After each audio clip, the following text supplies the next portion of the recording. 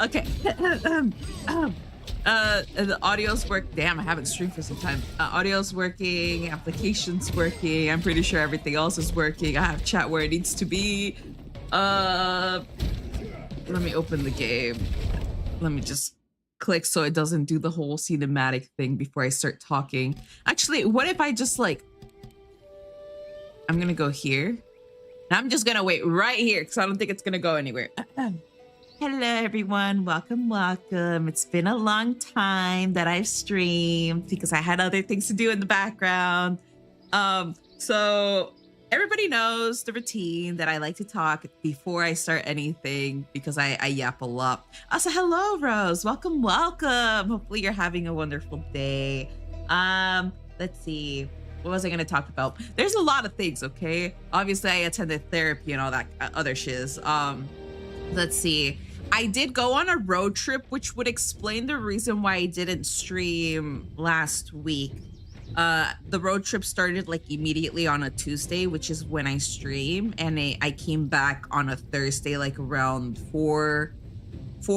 p.m.-ish Pacific time. I was really tired. My road trip was straight down to California. It was very quickly. It's not like, you know, like spending a lot of money and like doing stuff. Obviously, I did eat to places and like I did eat in dining places and stuff like that along the way, like going down and then going back up.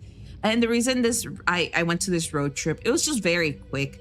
A friend told me if I just like wanted to accompany them down to Cali because they were gonna deliver something and then we're just gonna come right back up. So it was like pretty short, and I obviously took advantage of that because I rarely I don't leave my room, I don't leave my house, and it's something I'm learning to do. It is something I'm learning to do more this year. Last year and like the rest of all of past of my life. Again, guys, complete shut-in. I don't like being outside. Nature's great, the sun's great, the flowers are great, but that's not for me. If you guys are like, let's go to the park, I see it as torture, okay? It's like, damn, do you guys really hate me that much? You want to go be outside? Nah. It is, you know, I'm adjusting to getting my vitamin D from the sun, being outside, touching grass, feeling the air, the oxygen, listening to birds, seeing the sky, you know, like knowing what life actually is. And I'm just getting adjusted right now because it is like hitting summer. I'm getting severe heat rashes. This is another reason I don't like being outside, guys, okay? I never had a good experience being outside. That's the reason I became a freaking shut-in. I like being outside when it's like a calm, cool, airy day. Like there's clouds, it's not hot enough, it's not super windy, it's not a horrible day. It's just a beautiful day. That's the only time I'll tolerate being outside for maybe like 2 hours. But when it gets super cold, super hot, it's raining, it's humid, something like that, I don't even want to be there for 5 minutes. Those 5 minutes feel like 30 minutes and I'm just suffering. And going back to heat rashes, I do get them a lot on my arms. Like I get a lot of bumps and I start scratching and it just freaking gets my nerves. Also, hello Dust, welcome. Yes, I did have fun. Actually, I enjoyed it because I got free food, okay, guys? I didn't have to pay for anything because I was invited to the freaking road trip. Because this person needs someone to talk to them because it was a very long ride, you know, like they have a specific time that they have to get there to deliver before they come back. And you know how everyone wants that passenger that just keeps yapping their ear off to prevent them from going to sleep so that they don't crash from the lack of sleep? So that was my job, guys. I got free food just for being a yapper in the passenger seat. Enjoyed it. Obviously, yeah, you know, I did enjoy it. I didn't have much to yap about because my yapping comes and goes. Like, it just depends if I have something to talk about. But when I did realize they were getting really tired and like stuff like, basically to the point I'm kind of like, oh fudge, we might get into a freaking accident. Obviously, that's when I start coming up with stories and shit. So I'm like, hey, did you know? It's just random, okay, guys? Like I have to make sure to do my job. It's not perfect, but I'm there to yap away. Um, what's it? Oh, after the road trip. Those on Discord already know because I only freaking post on Discord and I keep forgetting to update my social medias and shit like that. Like they're empty. I keep telling myself, I'll update my social media. I'll update my social media. And then there I am only updating Discord and I don't update anyone else. So I know I'm such a horrible person who can't properly communicate to social media people. I got myself baby chicks and ducklings. Okay, the baby chicks were given to me for free. I was able to choose.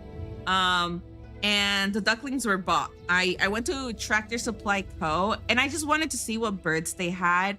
And because I didn't know what breed of chicks they had, because I didn't know what freaking chickens they had, I'm very picky about chickens. Like there's specific chickens I want to choose for their eggs and like temperament and everything. So because I didn't know what freaking chicks they had in their bin, I didn't risk it. But I looked at the ducklings because they only had like three ducklings left.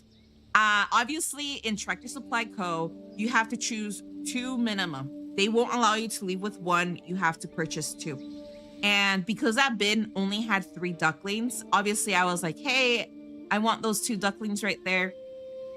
They, the person working for the store was like, oh, but that one's gonna be by himself. And I did feel bad. I'm a big animal person. So I was like, fine, I'll pick up the 3rd one too. Guys, those ducks were $9.99. I know I'm on a budget.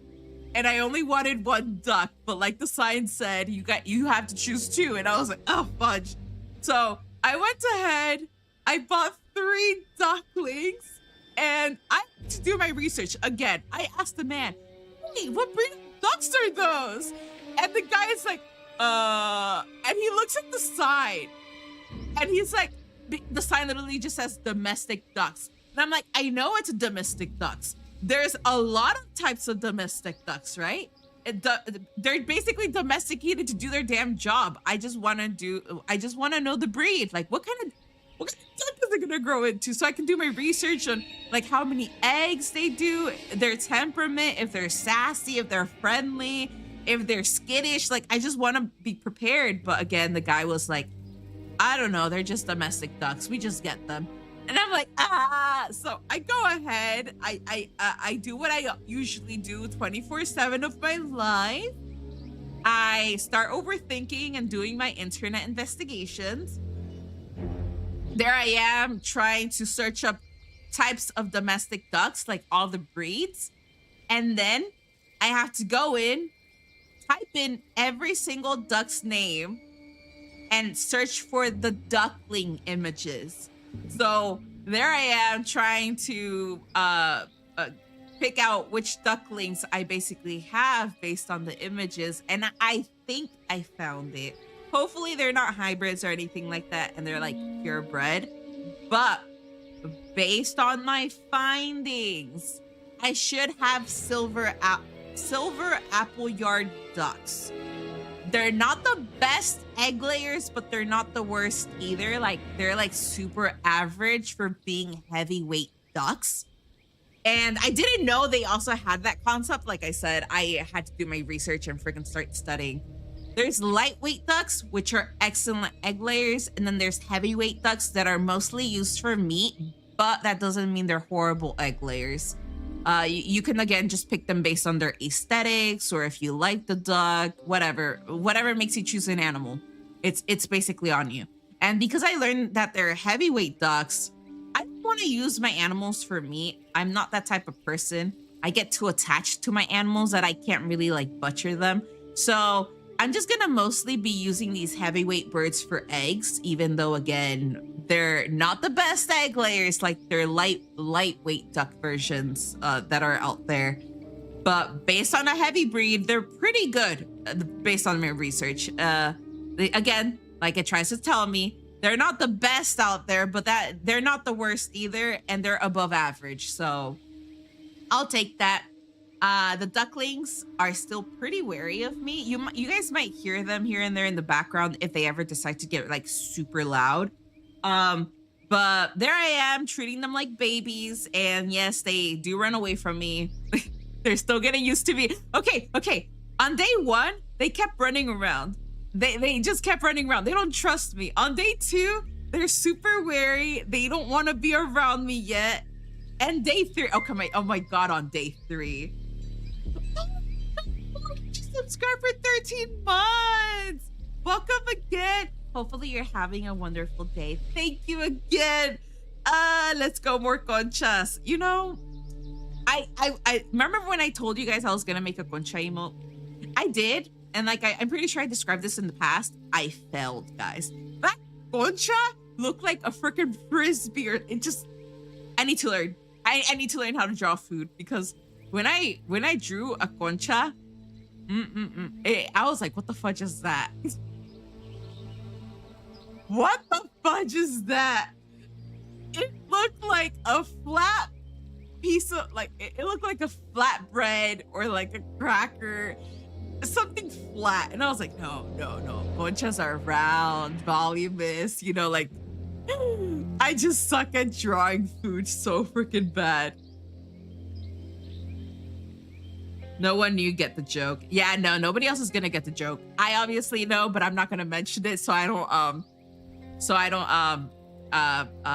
tarnish. I don't destroy people's brains on understanding how a specific meaning that's not dirty in one language is considered very dirty in another language, or in this case, culture, because it's Spanish.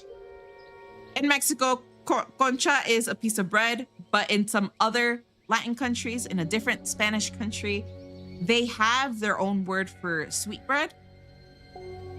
But our concha word means something completely different to them, that they probably think you're being dirty-minded, basically. And like I did mention to some people that were here in the past, it was approved, because like some Spanish speakers that are not Mexican do come by, and they do approve that, yes, it is true, because they come from so-and-so country. Oh yeah, going back to ducklings. I haven't chosen names for them yet. Oh, but like I said, my biggest accomplishment today for day 4, they now eat out of my hand if I give them time to not be scared of me. Sometimes, and this is not always, because they still run around whenever I walk around. Let's just say 70% of the time, they're not gonna run away from me if I walk near them. 70, okay? It's not perfect. It's not perfect, but it's progress. Day 1, 2, and maybe 3, they, any sound I made, any motion, anything, they'll just like freaking dip. They're running around like if I'm gonna freaking attack them. But today is a wonderful day, because they're not as skittish as they used to be.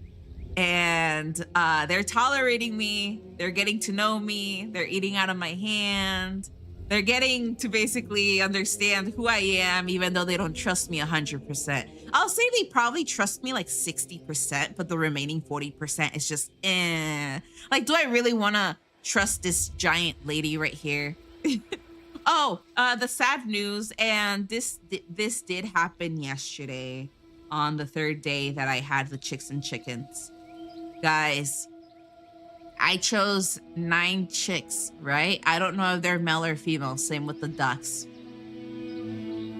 3 of them died, and I cried my eyes out for almost half of yesterday. I understand that not all chicks are gonna survive. And that's what I was really, really, really worried about when I first got them, because I knew it was gonna happen. I was just praying I was one of the lucky few that had all of them survive. But my heart did break, especially because I came up with names for the chicks. Not the ducklings. They all look the same, so I can't really tell them apart. But because the chicks have specific looks, I already came up with names for them. And I cried my heart out because, as you guys can tell, when you start naming something, you start getting attached and it's hard to let go. And I was blaming myself yesterday for the 3 chicks passing away. No, it wasn't. Tell me you didn't get yourself a husband. No, I didn't. Will you play all of the Mortal Kombat? Yeah, we're still like in the middle of like progressing all of the story. But again, 6 chicks are left out of the 9 I picked out because 3 passed away yesterday. And the ones that passed away were technically smaller developed than the ones currently running around being very vibrant and chirpy. And they're lively. They're super lively. And it makes sense because I have noticed signs that the chicks that passed away were pushovers.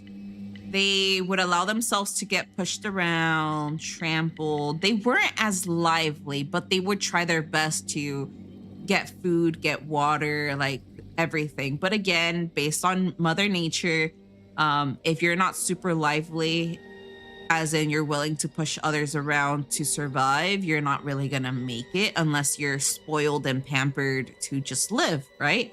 As in you basically spoil the heck out of them where you make sure they don't die at all costs. The ones that died were the ones that I named Rain, Pumpkin, and Summer. Rain died, and it was the first one that I realized that looked dead on the cage, but they were still breathing. Thankfully, they were still breathing when I got them, but then they passed away. Rain looked like they were being trampled on. They were near the feeder, like where all the birds are gonna go eat seeds and stuff. And Rain just looked like they were being trampled on. Their body was getting really, really cold. And I tried my best to use all of my body heat to make them live. I can tell that Rain was really trying to breathe, but they were not consciously there. Again, I tried with the body heat, and then I started noticing Pumpkin, that was technically moving around a few minutes ago, also go kind of like limp. It looked like they wanted to go asleep standing, but they looked really weak. I picked up Pumpkin so that I can put Pumpkin and Rain together and make them get my body heat. And those, at the moment, it was just those 2 showing very concerning signs that they were getting like really cold. While everybody else was like super lively and like moving around and stuff like that. So I was trying my best, and sadly I did realize that Rain's body got really stiff and they stopped breathing. They closed their eyes, and then I guess what happens when you're dead is when your muscles start reflexing. I thought Rain was gonna wake up because I saw their eyes opening, but while they did close their eyes when they died, their dead body opened them up again. And that's when their body started getting like super stiff. And that's when I knew Rain passed away. At that point, I was trying my best to warm up Pumpkin. But I think it was like 8 minutes later after Rain passed away. Pumpkin didn't make it either. It kind of looked like they got like their last breath in as their head went up. And then that's when Pumpkin just like died. Like they got really weak. They just basically kind of like gave up. And I started bawling my eyes out. I was blaming myself. I really, really do adore animals. I'll do anything for them. I'll sacrifice my damn life if I have to. I'll sacrifice my comfort, everything, my routine. I'll do anything to make sure that nothing really bad happens. But sadly, when it's really out of my control, like it doesn't matter how much I try to do for them, if they aren't willing to keep living, I can't really like grab their soul and bring it back into their bodies. The 3rd chick, and this was when someone was trying to help me move the cage down. There was one chick that was lively with the rest, but it was still almost like a baby. Like I said, it looked almost like a week younger than everybody else. And I didn't know about this. The person that helped me move their cage outside to the backyard so that they can all get heat, they moved the cage directly towards sunlight. And again, the chick was doing okay, but then they started laying down like they wanted to take a fat nap. Like they let themselves go to take a fat nap, as in head on the floor. You know, it's that kind of like situation that dogs and cats do when they're really tired. So that one was getting me pretty worried, but I told myself maybe I'm just being paranoid because the last two chicks died. But I was telling the person like, hey, I don't think they need the sun. They need the heat that's coming from the sun, but because it's hot outside, right? But I don't think they need the sun. I think they're better off in the shade before I start moving them towards the sun. And the person was like, no, like they just need to sunbathe. They like really, really enjoy the sun. And oh my God, the third chick, when they picked up the chick to check on them, because like, again, I was very paranoid. You can tell that I was getting really worried for how the chick was being, because they were looking so weak, so sleepy. The chick died on their hands. You can tell that it kind of looked like the chick had a stroke and it died in their hand. And I was sad because I already had two chicks pass away, like I can say 15 minutes before the third one died. And I was just sad. And I was on watch, guys. Yesterday, I was on watch. I wanted to make sure the remaining 6 chicks didn't have strokes, didn't go to sleep, didn't do anything. I was so freaking paranoid. I put them on the shade instead of leaving them out in the sun. So because of what happened to that chick, I was like, no. So I moved the cage back into the shade outside. And I was so freaking paranoid yesterday. I was tired. I wanted to go to sleep. But again, I made sure to just watch them before I kind of let my guard down again. And today in the morning, and this is why I'm really tired. I'm super duper tired today, guys, but I told myself I had to stream. I wake up so early in the morning just to make sure that they're alive.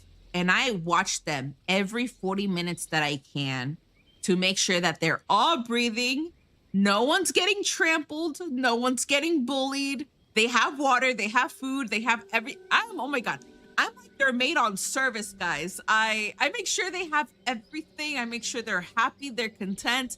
I just don't want any more of them to die. Because again, I'm still super paranoid about what happened yesterday. And I'm gonna be on freaking watch for like the next 2 weeks until I know that they're old enough to be on their own. You know, like they're little, but they're not that weak anymore, if that makes sense. So I'm doing the same for these ducklings. I don't trust these damn ducklings. So every time, and this is the reason why I'm really tired. I look at the ducklings, I change their water, I give them more feed, and I'm just making sure they're all okay. They're healthy, nothing bad is happening. They're not showing any bad signs. And then from the ducklings, I have to go check on the chicks, and I have to do the exact same thing for all 6 of them. I just don't want any of them to die. I get really attached to my animals because when my hedgehogs died, one of them died of old age. Like they actually like outlived because they were like starting to lose their quills and stuff like that. But it doesn't matter if they die from old age, health problems, life happening, I don't know, anything. I start bawling my eyes out because I'm a huge animal person. And if I basically raised them as babies or when they're really, really small, I can't let go. It's hard for me to accept the fact that at any moment they can pass away. And I understand the whole life cycle. Some have shorter lifespans, health problems happen. things just happen that is out of my control. And I understand that. And I do tell people I just need time to grieve. Like I need time to process. I understand it happens. I understand that animals can be pretty vulnerable.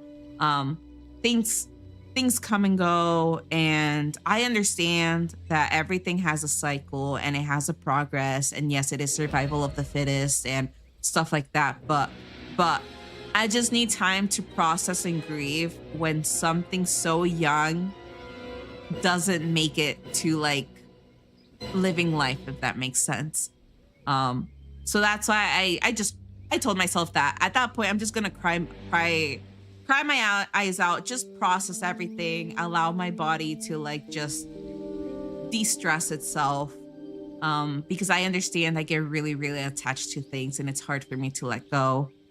But I also have to accept the fact of logic that it happened and it's gonna happen for any other chick I want to get in the future, any animal, anything I get that has a freaking soul in its body.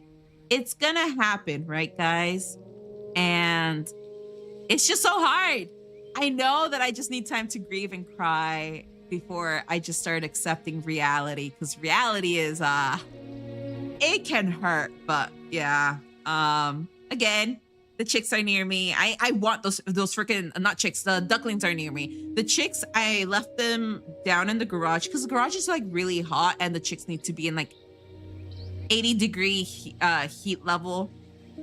They just really need their heat. They need as much heat as they can progress right now because they're still kind of like small. Some are growing more feathers than others, but again, they're to me they're still all babies. They're all babies. I'm not gonna allow any one of them to get cold or get trampled on or anything. It's just sad.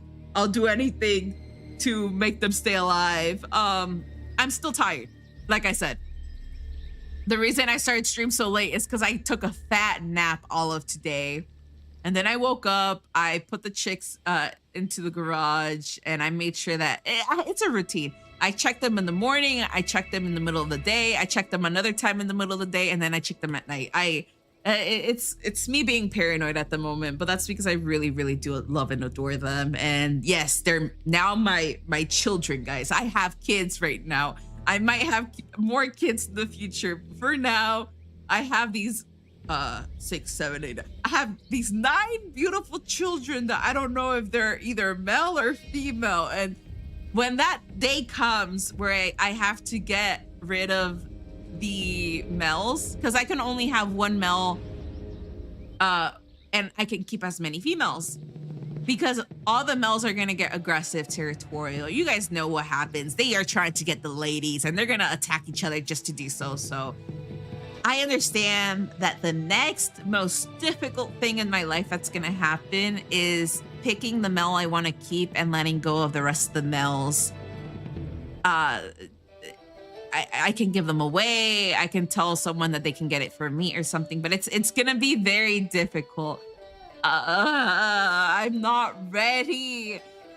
Other than that, how long have I been speaking? I can't tell my time. I think it's like around 30 minutes. Okay.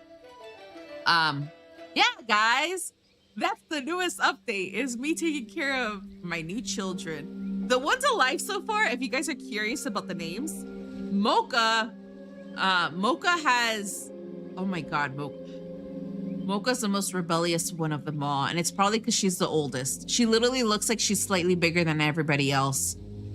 And I think that's the reason she didn't imprint on me or get attached to me like everybody else, because everybody else is like slightly younger and smaller.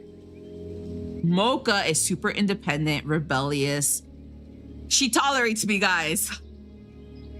Mocha freaking tolerates me for food and water and shit like that, but she doesn't like me picking her up or like she doesn't like me babying her the way I do to the rest of the chicks. Oh my God, it's so difficult to take care of Mocha. Like, I want her to like free range and do shiz, but Mocha, she makes me run around the damn entire backyard just to freaking get her, guys. Mocha, why are you like this? Other than that, the rest of them love me. I have Wednesday. It's like a completely black chick. I don't know what they're gonna grow into, but There's Wednesday. Then there's another grayish white speckled chick that I have. I called that one Neptune. Let's see. There's a brownish chick I have. I call them Buttercup. And oh my God, the one that loves me, the one that seeks me out, the only one that had the balls to get on my hands for me to pick them up since day one. I called them Cotton. So Cotton, I'm pretty sure is gonna be like a completely white chicken in the future because they're super blonde with white wings. Yeah. Cotton is everything, guys. I don't want anything to happen to Cotton. Oh no. Oh my God. I want Cotton to live as long as it needs to. Let's see. I said Mocha, Twilight, Neptune, Buttercup, Cotton. I'm missing one. Who the fudge am I missing? Damn, guys. I feel bad for forgetting one of the chicks. Let me do the black ones again. Wednesday and Neptune are darker. Cotton is really bright.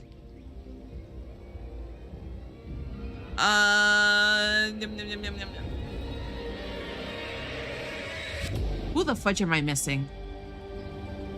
Let me look at my fudge. My tracking is gone. I have pictures, okay? I just need to refresh my memory. Right. No, that's it. The only ones that are alive right now is Cotton, Wednesday, Twilight. That's 3. Buttercup is 4. Neptune is 5. And Mocha is 6. Okay. Let me retrack my face.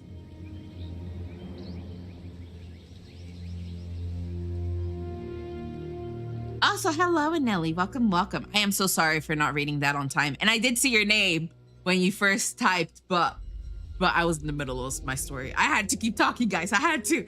I forget everything. If I don't continue, I freaking forget. Why do you even have ducks, by the way? Oh, duck eggs are considered really, really good for baking purposes. So everyone uses duck eggs because not ducks. Everyone uses chicken eggs because chickens mass lay eggs, right? Chickens are everywhere. They freaking lay eggs here and there. Duck eggs though, have how do I explain this? Chicken eggs are very versatile for everything, but if you want to make the best, if you're baking for things and you want to use the best quality eggs, you have to go for duck eggs. Duck eggs, goose eggs, it doesn't matter. You have to go for any other bird other than a freaking chicken because it makes the bread have different texture. And by different texture, it's not the bad texture. It makes it fluffier, creamier, puffier. It just makes it better. And that's the reason why duck eggs are considered more expensive than chicken eggs, especially for bakers, is if you just want to bake and you don't give a crap about the quality of your baking stuff and you just want it to taste good, go for chicken eggs. But if you have a specific texture, taste, you have something very specific for baking and you want it to be premium or high quality, you have to go for duck eggs or even higher. So that's the reason I have ducks right now. And this is the reason I have chickens and ducks, guys. Instead of me doing DoorDash, instead of me earning my side money through DoorDash, I'm gonna raise these chicks and chickens and sell eggs. Okay, and that's another thing. It's gonna save me money because I can consume the eggs. I can be like, if I only have enough eggs to the point I can consume them, I'm gonna gladly do so. I'm gonna use them for baking, cooking, or whatever. But when I have an excessive amount of eggs that I know I'm not gonna freaking eat, I'm just gonna sell them. I'm gonna sell them for whatever. I need the bucks, guys. I need whatever dollars count, okay? In this economy, things are becoming very, very expensive. So if I have to create my chickens and ducks a separate social media so that they can promote themselves that they're hardworking animals and that everything's organic and that they're living the best life, if they're living a freaking Gucci life, I'm gonna post that. I'll be like, hey guys, these are my eggs. No, just kidding. But I do plan on selling eggs. I'm not trying to make like an entire business of this. I just want the extra cash. So instead of letting the eggs spoil or get rotten or anything like that, if I have an excessive amount, I'm just gonna sell them for like a few extra bucks here and there. It might help me with bills, guys. Let me retract my face again. I feel like I didn't do so.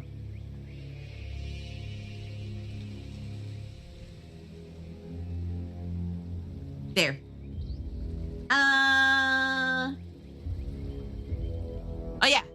But because I feel like I already updated you guys enough, as you guys can tell, I have new animal children. I'm super tired right now, and I went on a road trip last week, which explains why I didn't stream. Okay, the thing is, if taking care of these baby ducklings and chickens does drain the energy out of me, I will still stream, but I'm gonna have to push it for nighttime, which sadly, as you all know, morning streams could be longer. Night streams will sadly be shorter, right? That's the routine. Is I still stream either way, but mornings I'm more flexible to extend. Night times, my limit is midnight before I end. So again, if I'm super tired in the morning and I do need to sleep, because again, I'm going through my health issues and stuff like that also create like extreme fatigue and stuff like that, where I sadly need to sleep a lot more than every average person out there. I will try my best to push the streams later. Sadly shorter, but later. Unless something happens, I'll update you guys. Like if I go on another road trip, if an emergency happens, if I need to end up in the hospital, I don't know, a family emergency, whatever happens, I will update you guys on Discord. That way you guys understand what happens. I do feel really, really bad, but just so you guys know, these ducklings and these chicks have made me feel very, very happy. Yes, I do have my antidepressants, I do have my therapy and my psychiatrist and all that kind of shiz, but just so you guys know, animals, especially baby animals, I think this is a positive. I don't know if you guys know, I have trouble falling asleep. I feel like I'm doing nothing, right? I have very low self-esteem and I feel like I need a purpose.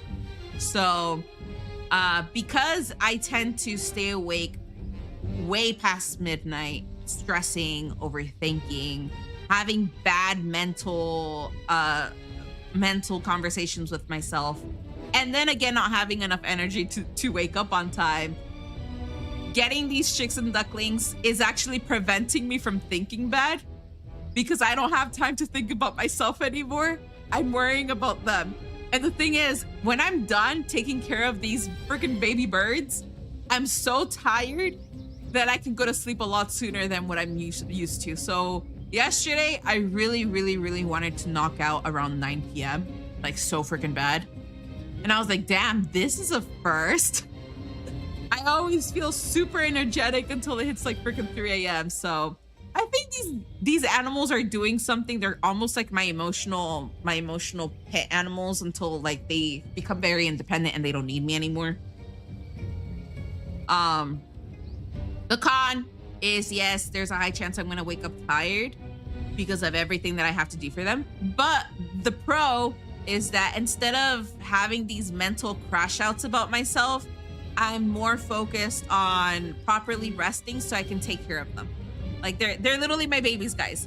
I baby talk to them. I notice myself baby talking to them. I don't want anything bad to happen to them. I love them. I let them free range out in my backyard. I give them food. I give them anything they want, guys. I'll do anything for these animals. So yes, guys, right now I'm in mama mode. I'm literally a mother right now. That's all I can think about. I'm thinking about keeping my room clean, their cages clean. I want them to I'm in my broodiness, okay? I think that's the best way to explain it. I'm full on mama mode right now. I'm a broody human. I'm just trying to make sure that they survive until they become rebellious teenagers and they don't want me anymore, and then I have most of the time in the world. I know it's gonna happen. They're gonna become adults. They're only gonna want like 30 to 40 minutes of my time, and then they're just gonna like shoo me away. Like I'm done. And that's mostly gonna be it. Where I have to feed them mornings, afternoons, and evenings before they just don't need me anymore. And again, feeding them is only gonna take like 20 minutes by the time they're adults, like 20 minutes each time during the day. I feel like I talk too much. Okay. No. We're gonna continue wherever the fudge we left off. Oh yes, the place where they freaking beat me up. Damn, almost an hour in. Again, I do apologize for talking a lot, guys, but I just really okay. I enjoy the stuff I do. I enjoy my art. I enjoy streaming, but because depression kicked me in the balls in a way. Because depression kicked me in the balls since last year, and I've been feeling down.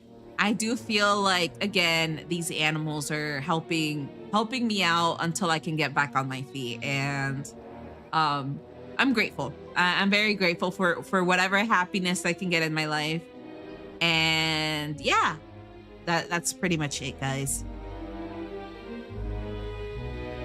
I'm gonna lurk though. I love you. I love you too. Oh, actually, I would never say that to just anybody, but hey, you appear most of the time and you're very supportive. So I love you too, Dust. Again, take care of yourself for whatever you're gonna be doing behind the scenes.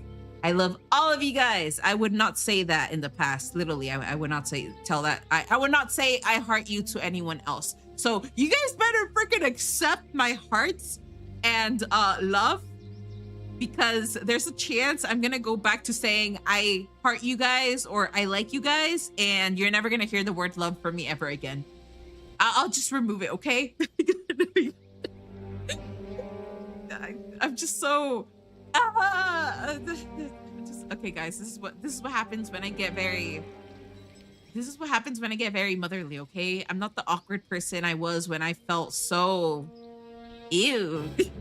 So ew about any social interaction, but I feel very content right now. I still feel sad for what happened yesterday, and I'm carrying that guilt with me, but it is a learning process, and I'm trying my best to like take care of the remaining baby chicks that I have.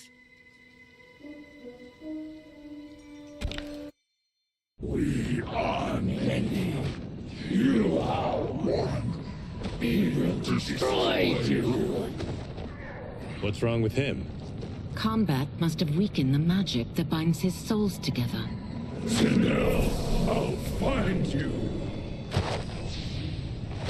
What was that? Watch him. I'll shut down the Soul Stealer.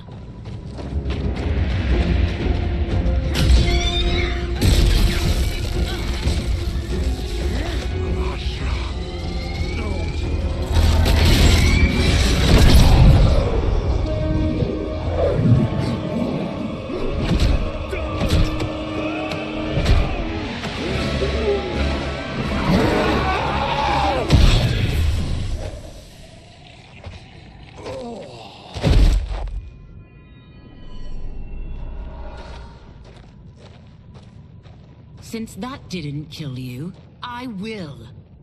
Go, Ashura! He's too dangerous to let live. Liu Kang needs to question him. He knows Shang Tsung's plans. Very well. Well, clearly I underpaid for that. Did you know what it could do? The legends never mentioned mystical powers. The souls of my ancestors live within it. They intend to guide me. Just don't forget who gave it to you, Takahashi. I won't, Cage. Now, let's get him to Earthrealm. I know home's here for you, Baraka. But size off, Ashura. You can come with if you want. I'm sure Liu Kang will welcome you. I've never had a home. That would be wonderful.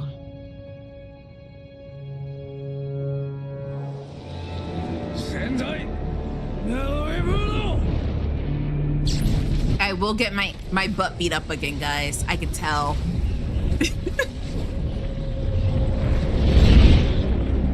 Report, Shang Tsung. The Soul Stealers are under construction. Quan Chi tests the final components as we speak. And the army? Will obey your every command, once it's been fed sufficient souls. I've also conceived the plan to break the Lin Kuei away from Liu Kang. Instead of defending Earthrealm, they will betray it. Excellent. You have learned quickly, Shang Tsung, and well, you will soon reap the bounty of what you've sown.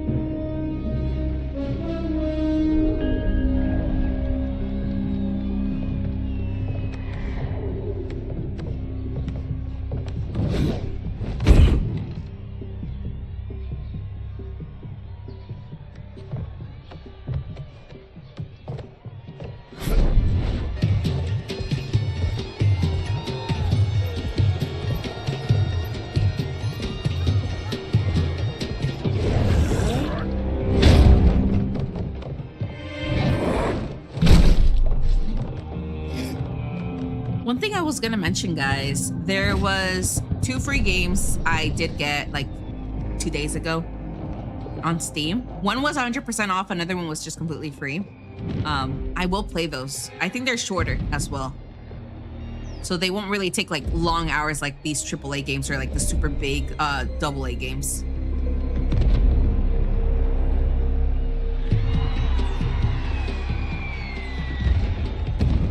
Who are these Earthrealmers we're looking for?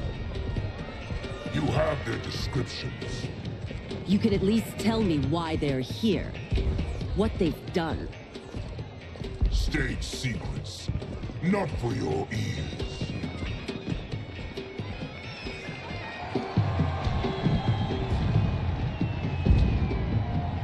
Yes, Princess. Fetch us water, please. As you wish. Careful, sister.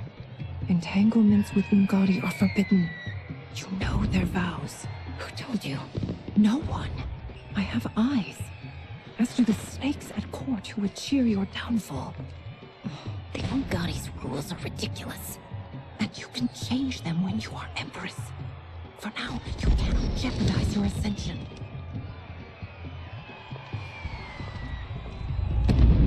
Make sure all of you guys stay hydrated and eat your snacks. I'm gonna have to eat when I Night, stream, night, obviously. sweet Prince of Darkness. Oh, perfect. You'll fit right in. You couldn't steal a more functional hat. What?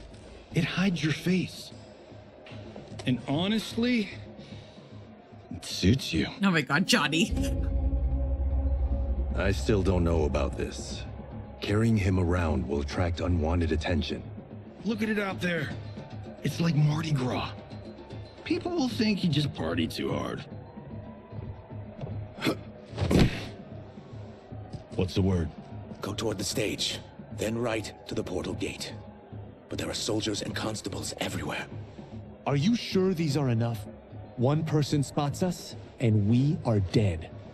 That's why I'll create a diversion. They're out for you too, Syzoth. To catch me, they must see.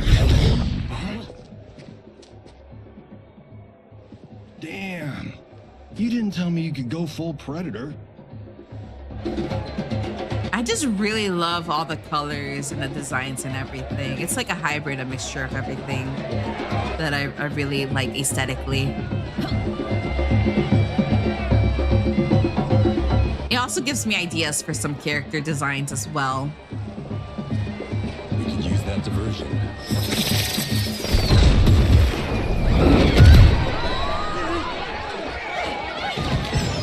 Good work, Syzoth.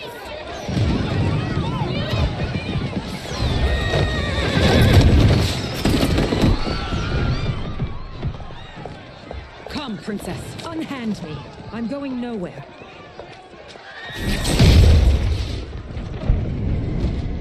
Are you trans? No.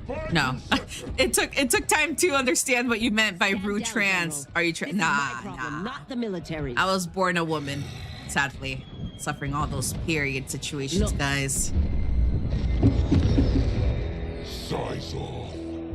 Fun fact, guys, I got my period when I was 9. The earliest. The girls were making fun of me because they didn't understand what the fudge I was talking about. And then obviously they got it like way later on. It was embarrassing though. But my middle school, okay, my nickname in middle school, and I didn't like it because it made me feel really insecure about my boobs, that I had to wear like those very tight shirts, is sadly, and it's not the guys that started it. It was the girls. Girls can be pretty mean. They called me big titties. And that's why I would wear like those shirts like freaking like squish everything in. I think they're like corsets or something. And whenever I wear those, the girls themselves would be like, what happened to your boobs? And I'm like, oh my God, just leave me alone.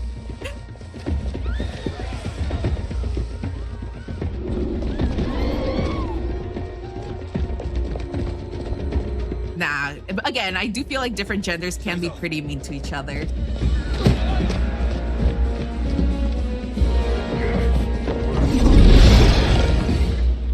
Green blood? You're Zaterran. How can you— There is much you don't know. Like what the General is truly up to. Surrender and I'll hear you out. I can't if you resist arrest. You arrest me, he'll execute. I'm gonna get beat up again, guys. I haven't touched this game in a long time. Oh, respond to conversations. I'm gonna get beat up. Okay, guys. You guys already know me. I button mash for a living. When it gets to the story. Who the fudge did I die to last time, guys? I forgot who exact. Was it this one? Yeah, I must have been this one.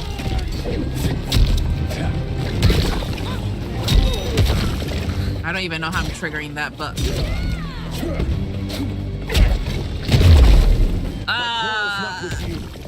Let me pass.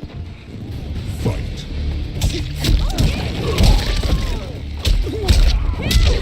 Still need to learn all these buttons, what they do.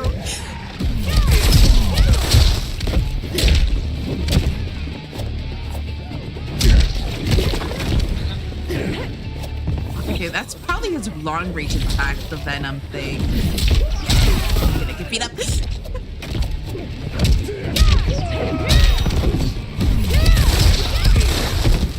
Oh! It's not gonna save me, but it's something to watch.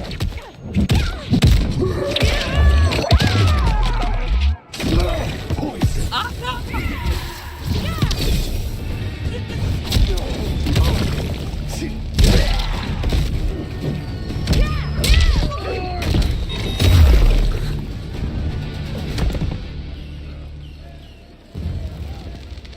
Know that I am sorry for disturbing Sundo's peace.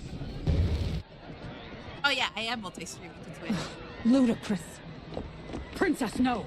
You could be hurt.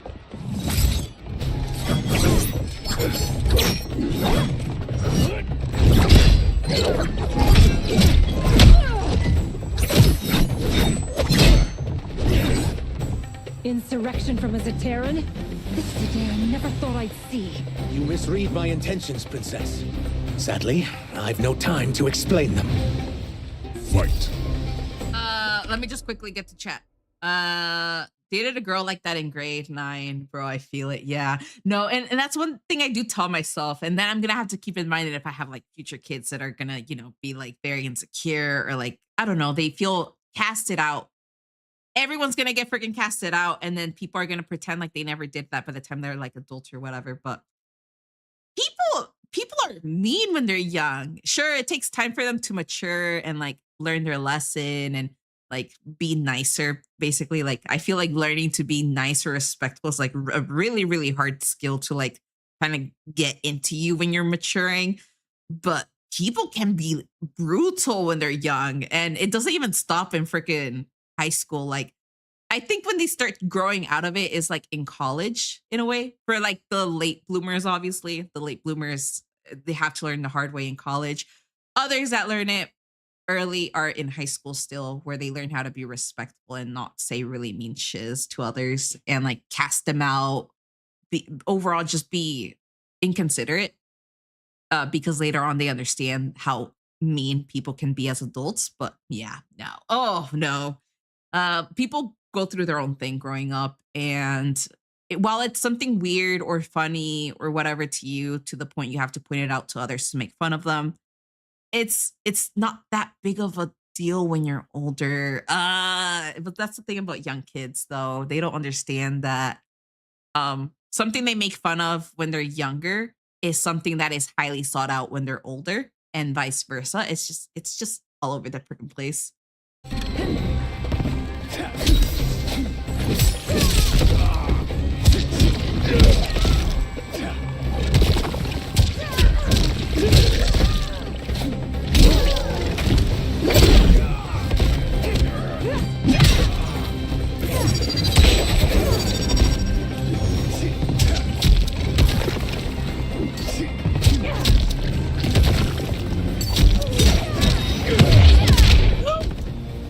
Oh, she's ready for the lethal one.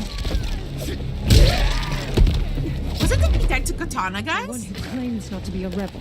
I think this is the one I died to last time. Fight.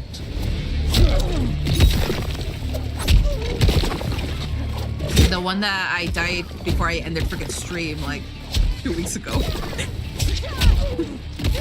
I don't know what I'm doing.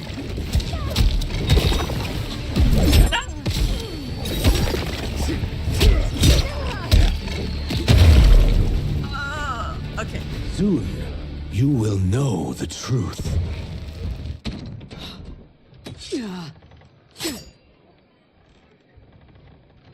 Take the princess and go. My fight's not with her, or you. It is now that you've laid your hands on her. I will take your life as punishment. Fight!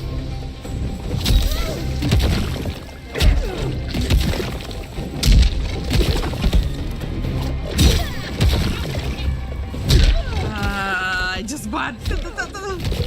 Oh, but the thing is, no, they don't ask. Butts are butts, basically. That's true, but in a way, it's the people are just very stubborn, if that makes sense. You know, like they feel like they're always right and stuff like that. There's super stubborn people out there, guys. Like the ones that feel like the way they do things is the way it's meant to be, and there's no issues, and the issues with other people. And it's not that no one really improves or no one really matures as they grow. It's just how alarming the percentage is of people that if they're mean, they're going to continue being mean for the rest of their lives. And by concerning about percentage, let's just say it's like a good like 30 to 40% of humans being like really, really sticking to their values and stuff like that. Others, I can say that it goes vice versa. It's either they were nice and then they become butts, or they're butts and then they become nice. But the thing that most people don't want to do is take accountability. It seems like taking accountability for any form of action is just a big no-no for them. And that's something I just don't like people not doing.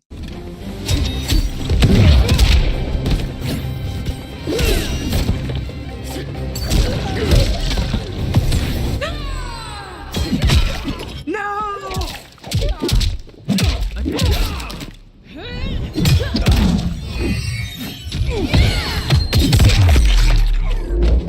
Praise our...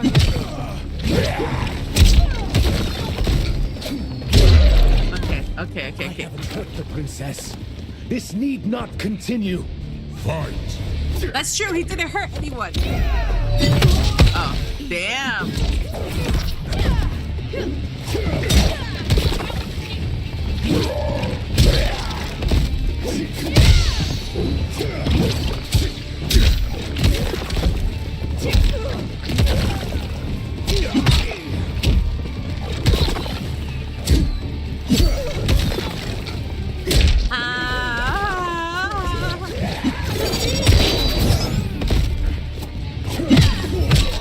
My fingers.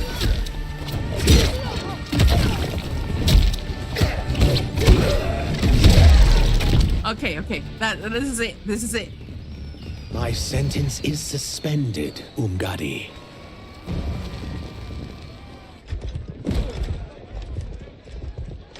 Found you.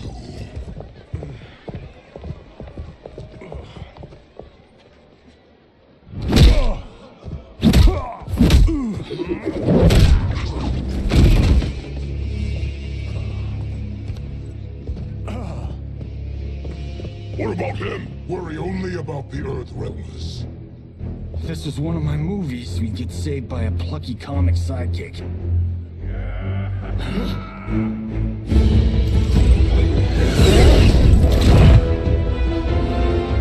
If we die today, we die together.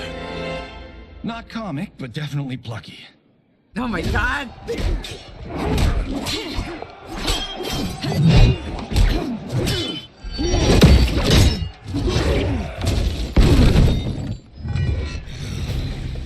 It's unlike Shang Tsung to leave loose ends.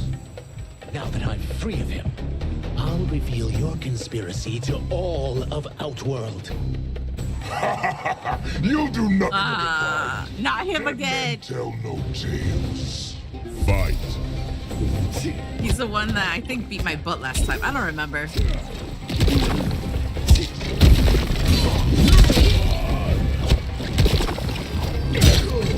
Oh yeah, the games I did get for free like 2 days ago, because again, one of them was 100% off.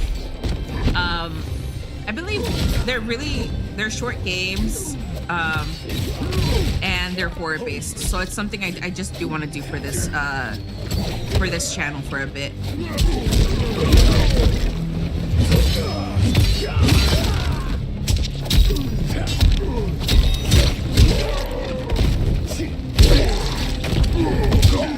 I do feel like shorter games are technically better to get through, like out of the way really quickly, because most games are like really long.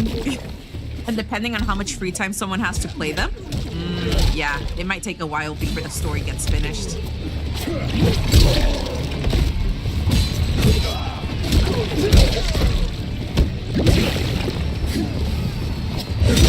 Ah! Just realized that I barely did anything to freaking help. I want to take my distance from.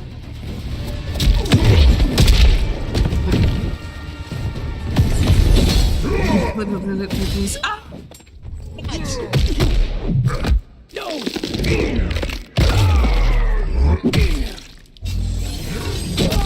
Damn!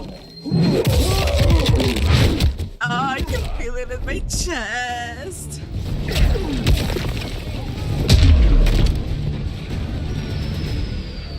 You won't silence me, General.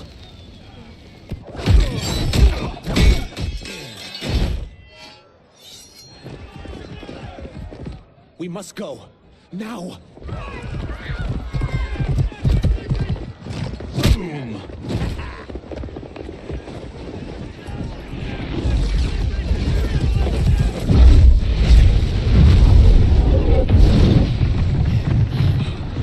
Oh, but they lost their target.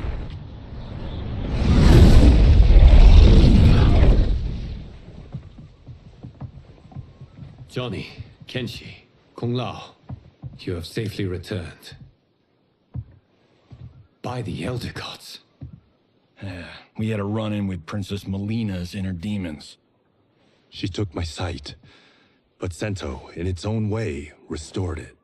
I am glad that Sento bonded with you. Though my hope was that the means would be different this time. This time?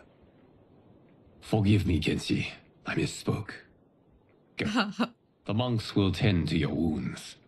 Also, hello, SG. Welcome, Got welcome. away. I can see why you're twitchy about him. He's neck deep in some serious shit. Rest. Eat. Then we will discuss. Can I also get a martini? Shaken, not stirred? I'm sorry. Meet the newest members of the Earthrealm players. We wouldn't have made it back without them. Astra and Sizos. You know us? As Earthrealm's protector, there is much I know. Do you also know of my former master, Quan Chi? He colludes with Shang Tsung. A new deadly alliance? Come, all of you. You must tell me all you know. I'm doing decently, guys, on this So much for that martini. on the fighting section. Shang Tsung and Quan Chi again conspire against Earthrealm? What Johnny and Kenshi report should not be possible. You witnessed how I rewrote history. I gave the sorcerers meaningless lives. They should have never gained power, let alone joined forces. And your work was flawless. Such would their lives have been, had someone not interfered. Interfered? What do you mean?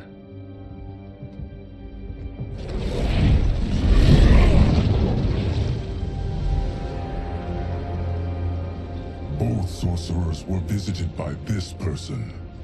It is her intervention that bent the arcs of their lives. Who is she? Unknown. Her identity has been obscured from the hourglass. Who could have that power? Is it Kronika? Somehow resurrected? Impossible.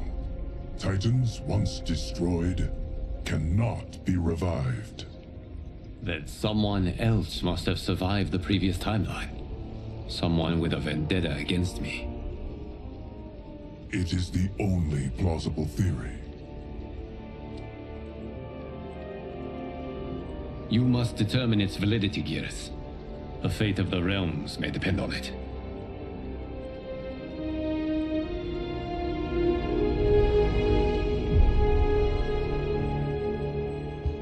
How long are we expected to linger? Patience, Bihan. There are many demands on Liu Kang's attention. Were he here, Father would advise us to wait without protest. But now he is gone, and I am Grand Master. His teachings did not pass with him. They should still guide us. Guide us, yes. Shackle us, no. We can't abandon tradition. Mind your place, Tomas. Father may have taken you in, made you one of us. But your blood will never be Lin Kuei. That's just rude. Lord Liu Kang can see you now. It is about time.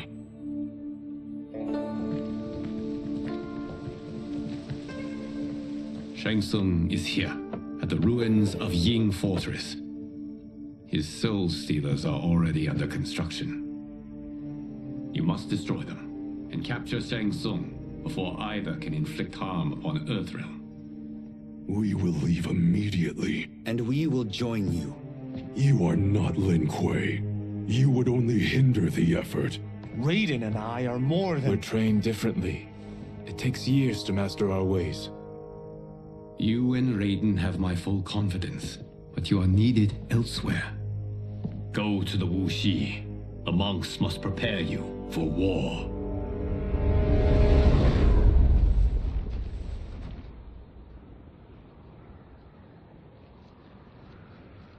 The only way in is over the walls.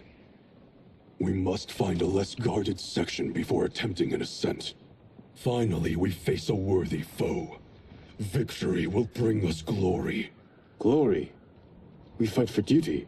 Does our father's ghost possess you?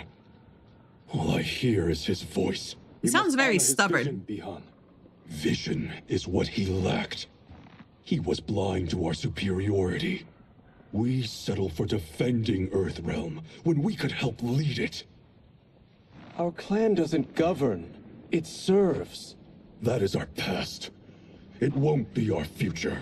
He kind of sounds like hungry for priority or like power.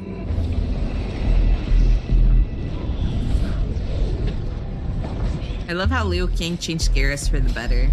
I don't know all of like the Mortal Kombat lore history, especially from the past games. But was Geras like an anti-hero or like a villain in a way?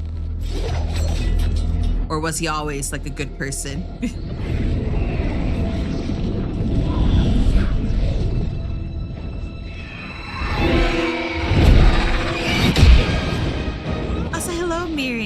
welcome.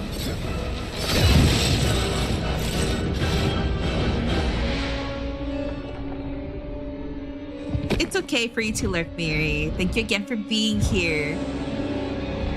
And it is going well. My night is going good.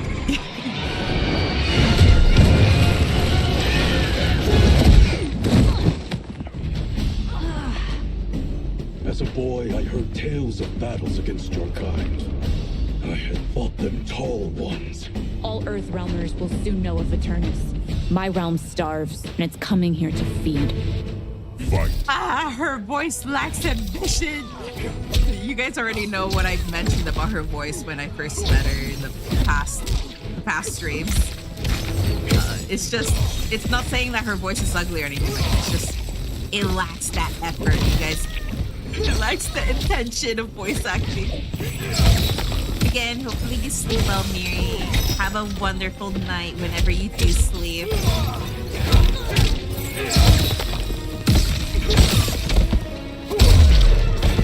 Think you've overcome me? Think again. Fight. Garrus was forced to work with Chronica, the big bad of the last game, and it made him kind of crazy. Oh, okay, that makes sense. Because I only played Mortal Kombat 10. Like, that's the only game I was able to own back then. I kind of watched a bit of the cinematics for Mortal Kombat 11. I did hear of Chronica being like the main villain. I don't know if I watched the entire cutscene movie, but it is something I still remember. I just don't know anything that happens afterwards.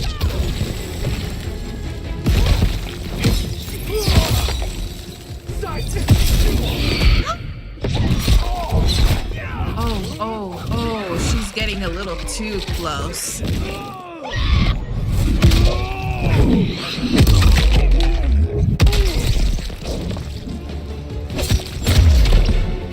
got distracted by chat. More than worth the wait. Fight.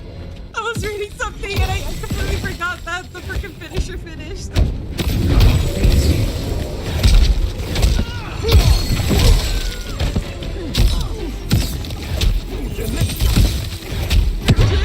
We both beat Jinx, and that's when I completely forgot that the finisher finished. I was like, oh fudge, I need to pay attention to this.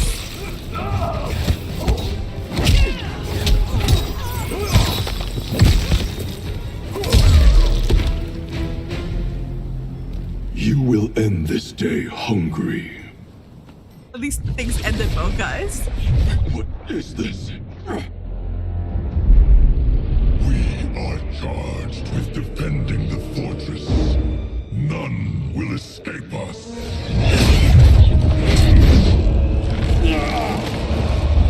Test your might. Oh fudge! Just button mash all of them. Oh fudge!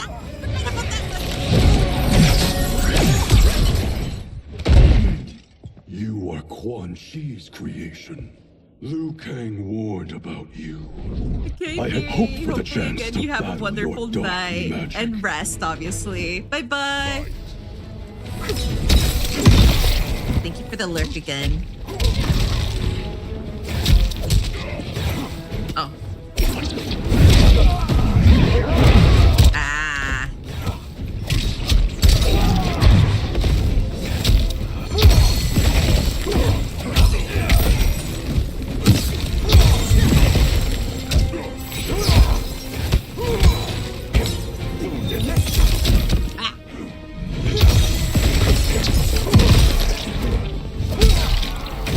Button mashing.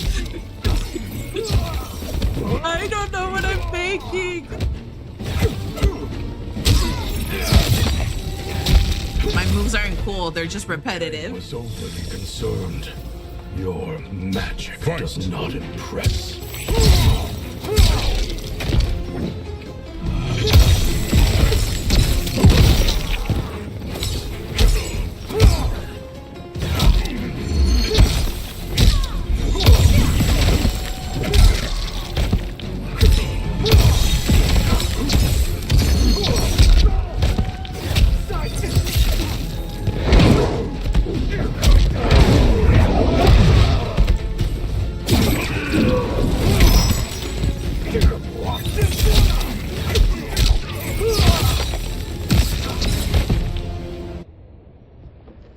na. You are not so fearsome.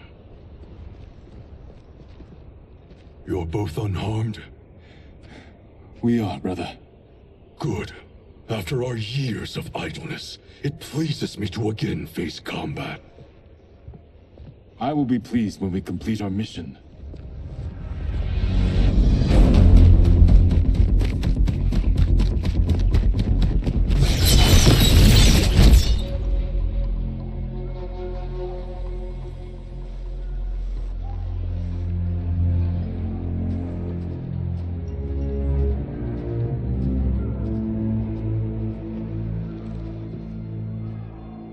Be careful with what you're handling. We have no time for mistakes.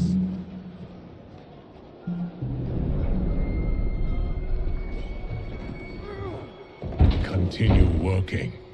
I must oversee production of the remaining basins.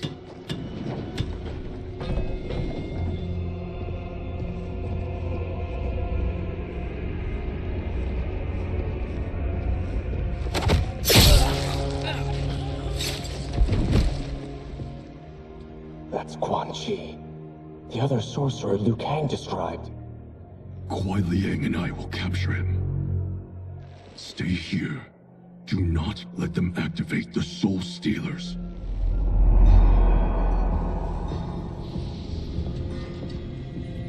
There's something sussy about this place.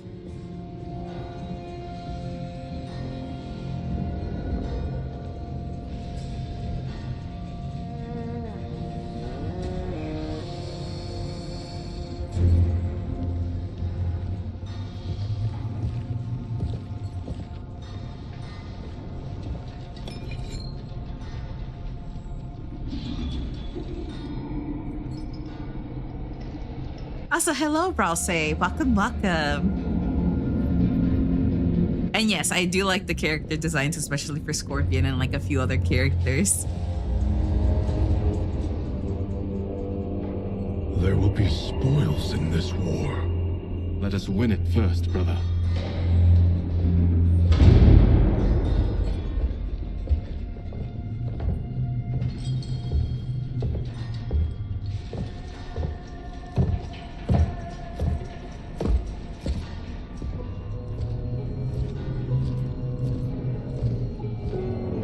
Will the Soul Stealers be completed on time, Quan Chi? Yes. Our benefactor's guidance has proven most helpful. If we break it, we'll halt their construction. Agreed.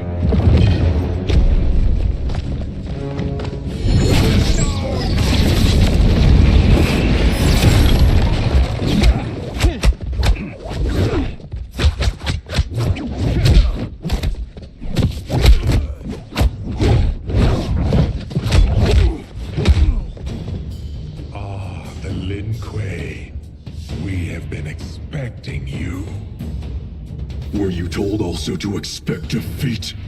This ends no other way. Fight! Skull Man.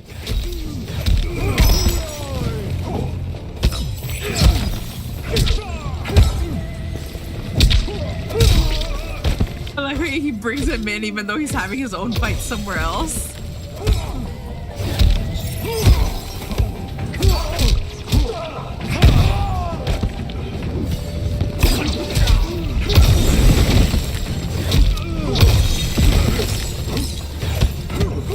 My moves are so basic, guys.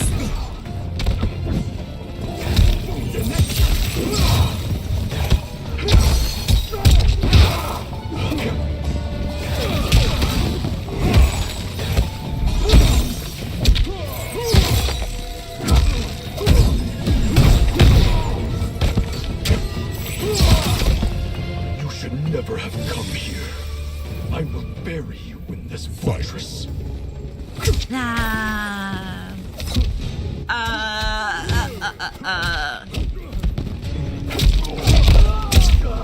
If I learn how to get the hang of this game, maybe I might use replay the entire story in like a harder difficulty, because I want to see. I know I'll never win against real people because real people is, you know, they use their brains. But maybe harder AI might not AI, but you know, the advanced bots basically might be a good training ground to get my fingers into it. Maybe. They're gonna be like the tough teachers. They're gonna love me so hard, they're just gonna have to punch me in the face. Your failure was inevitable.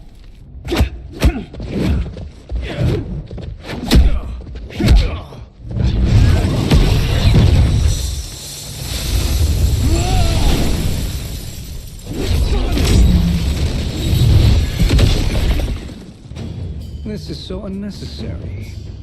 What I can offer you, you won't decline. Unless it's your surrender, I am not interested. Fight.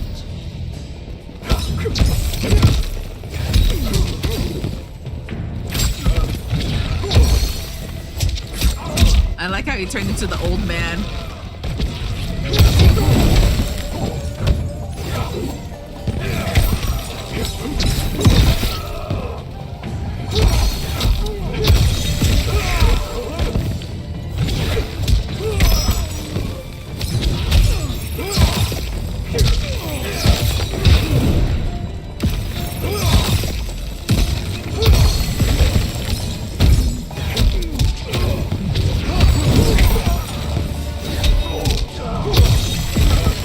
Fudge. Wait, who the fudge? Oh, I didn't tell the fudge I was.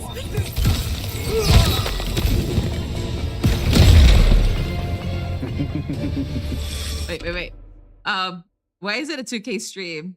2K stream is okay, so it's not 2K followers or anything like that. The reason I started titling things 2K stream, even though I kind of need to fix it on the Twitch side because I changed some settings that decrease the quality from 1440p down to 720.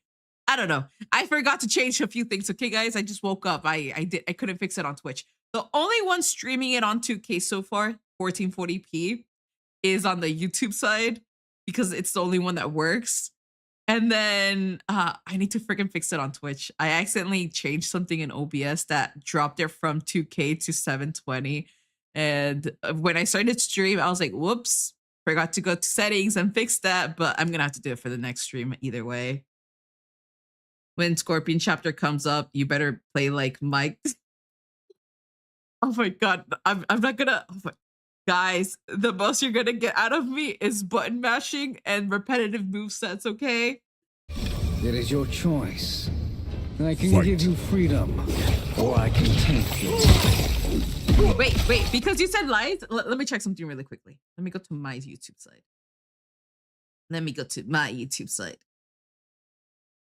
Yeah, 1440p 60 hertz is there. Then there's 1080, 720, and then 480, and then 360. Yeah, it's there. That one works. If I go on my Twitch one, sadly, it's still freaking stuck at 720, and I need to go ahead and fix that for the next upcoming stream because I forgot to do that when I woke up. Aha! Time to go back into the game. Yes. All they do is button mash. Wait, which one am I? You're beating me up!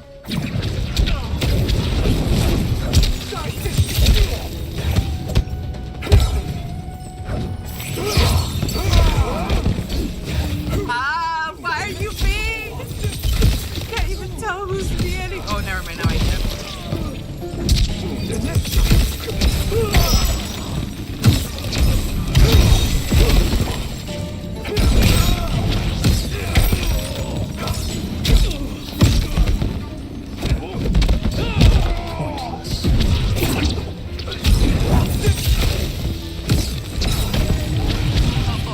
Oh. Barely. I hope for a worthier enemy.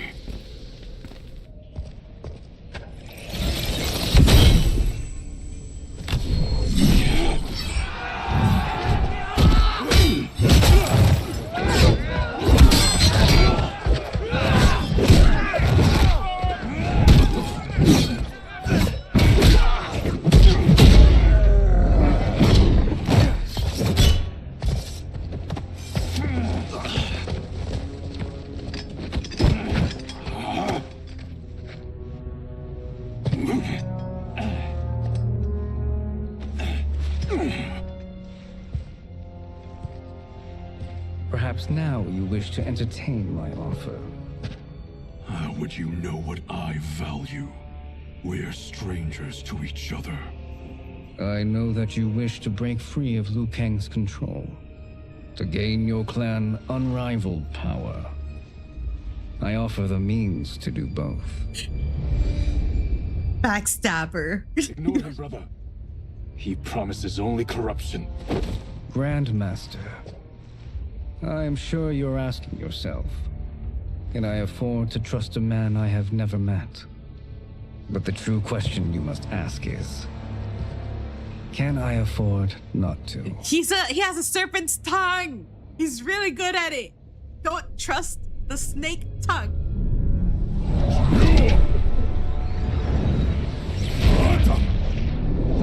And you were meant for war, to live among kings, not peasants. But since before you were born, you have been conspired against by those who fear how formidable you could become. I am your deliverer, Shang Tsung. Join me, and I will put the realms at your feet. Who are you?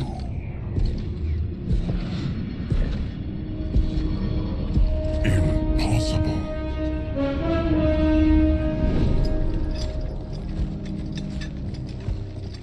My realm and your clan have much in common. We both feel the pull of Liu Kang's leash. Once Outworld rules Earthrealm, you will be free to remake the Lin Kuei in any manner you see fit. Bihan, don't listen! We must stop them, not— Silence, Kuai Liang. But brother— Obey your Grandmaster. Can you win this war? Soul Stealers are deadly, but they're not enough. You only think so because you don't understand their true purpose. Explain. Emperor Ying built this fortress during one of Earthrealm's most turbulent periods. Enemies beset him on all sides. He built a great army to protect his empire. Also, hello, Sarah. Welcome. To protect him in the afterlife. This is Emperor Ying's Dragon Army.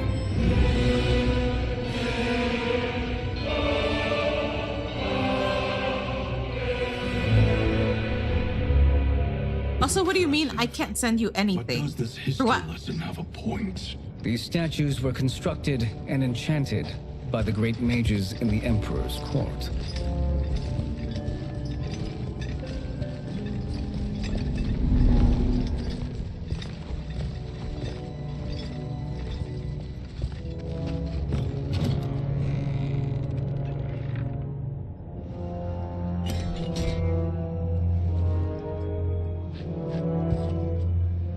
They are animated by fragments of souls. Once alive, they fight tirelessly, unburdened by remorse or pity.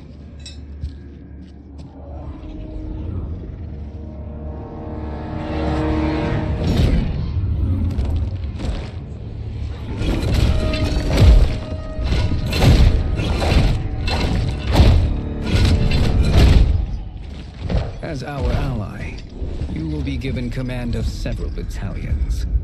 Few in Earthrealm could then resist the Lin Kuei.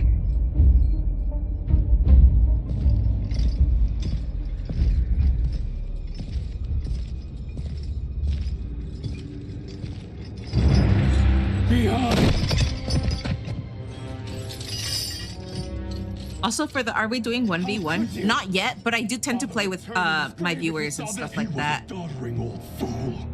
He did us a favor having that accident. And I was right to let him die. Let him die? You said you tried to save him! A lie. Because you couldn't and still can't face the truth. Oh. Father had doomed the Lin Kuei to mediocrity. Now, we will achieve greatness. But yeah, I do tend to play with people who are available. But that's only when I start playing games that allow, you know, multiple people to join in. Or like 1v1s and stuff like that.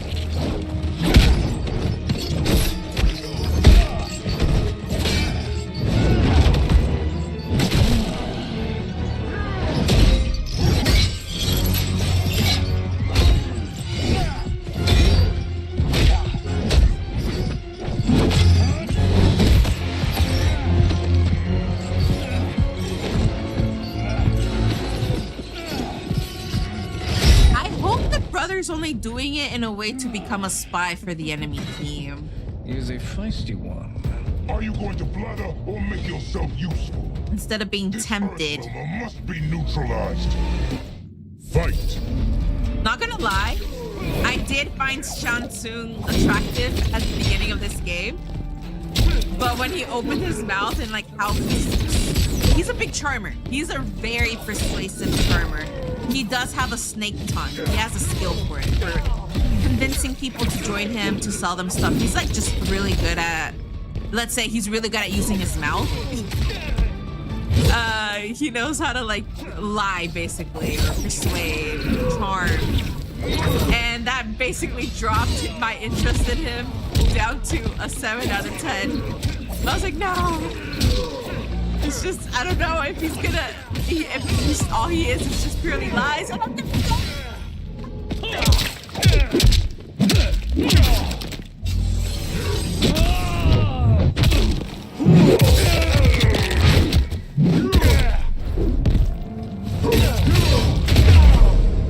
Such fire.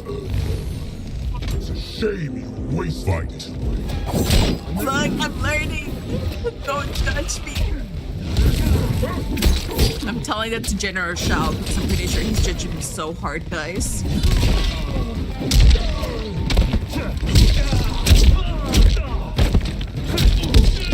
He's not allowing me to like do anything.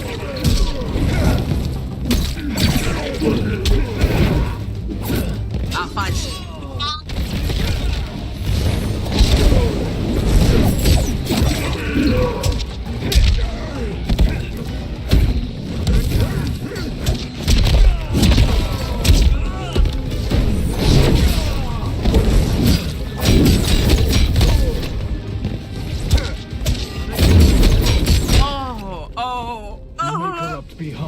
This is the last round. Okay, okay.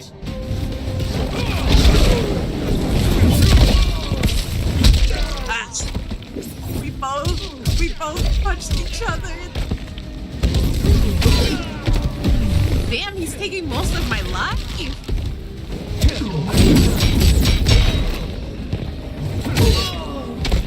gonna win. He's gonna win. I'm gonna have to retry with him again. Yeah, he's gonna beat me, guys. He's gonna beat me.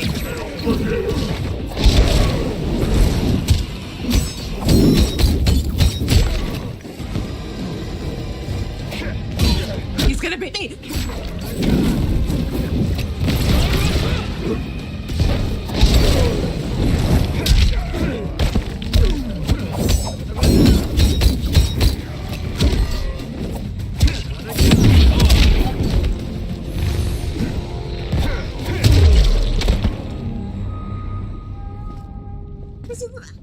Neither of you are up to the task.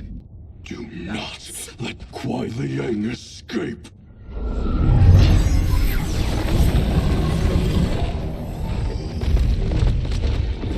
No. I was gonna die so many freaking times, guys. This is how horrible I am at fighting games.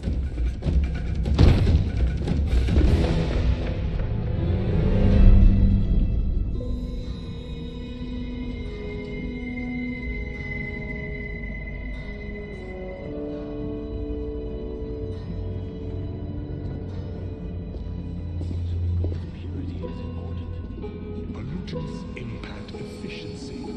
Like barnacles on a ship's hull, they create drag and reduce speed. I see. I was gonna say, I think I got a headache from the amount of stress I got in that fight.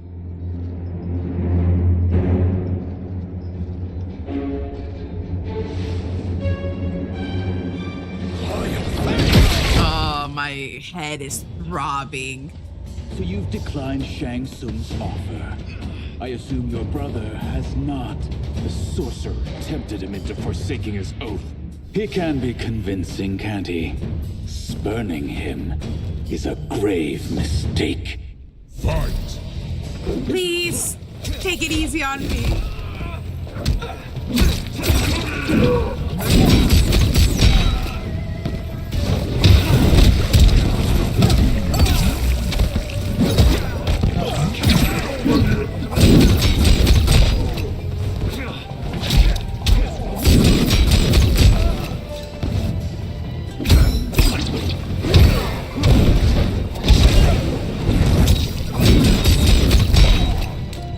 She can do the ultimate with me.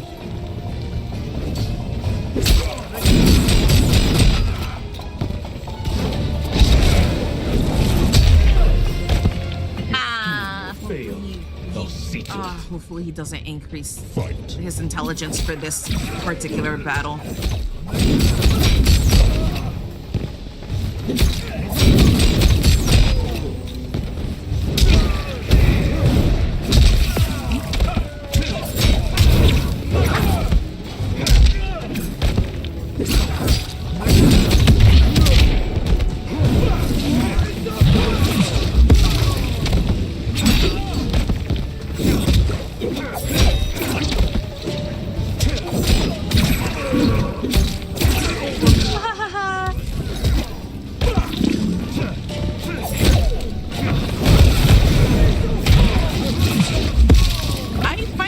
Intriguing, the whirly-pool thingy.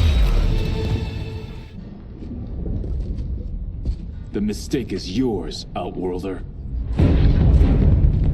What have you done?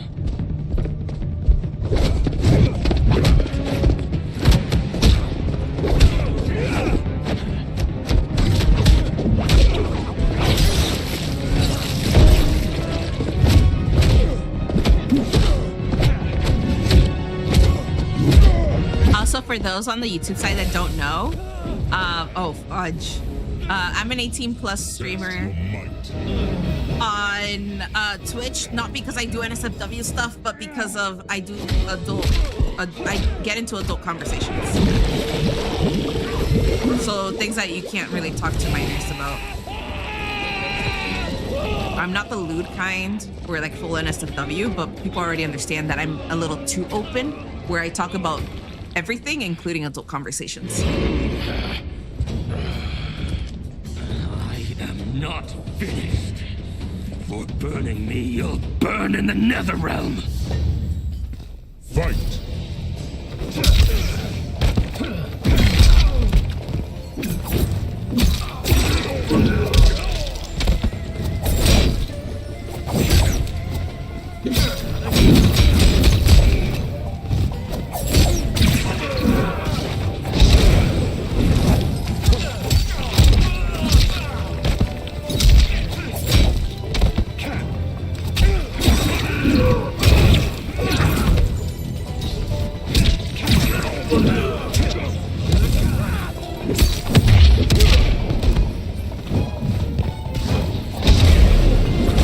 Desist, or I'll scorch the rest of you.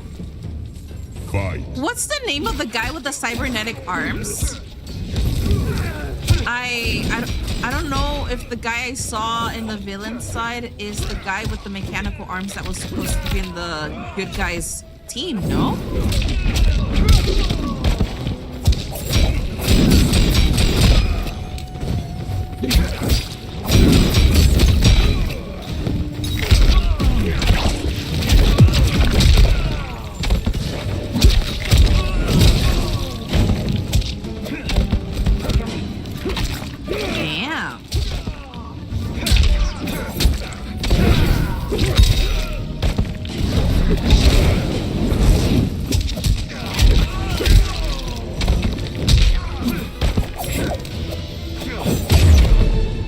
Okay, I barely made it. Flame is not easily smothered.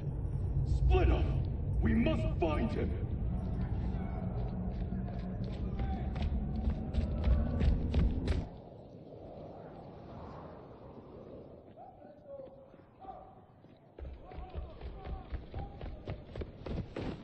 What happened? Where's Bihan? He's betrayed us. We're all in imminent danger.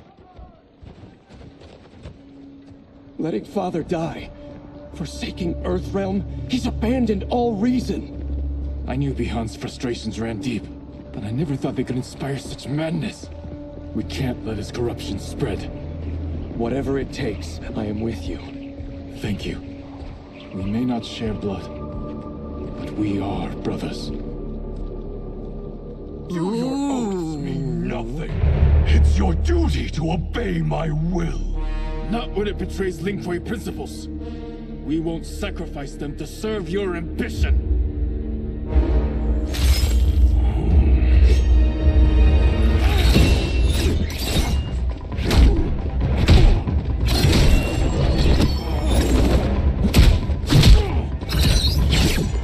Doesn't one of them get a scar in their eye or something like that?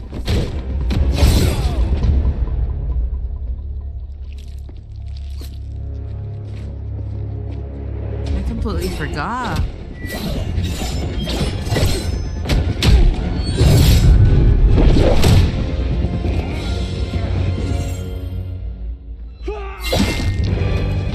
Oh.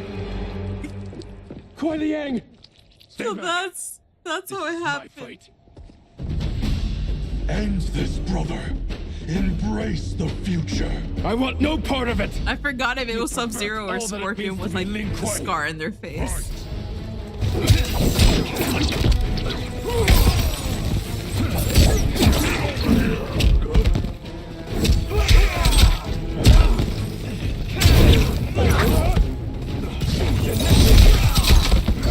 Shivering yes.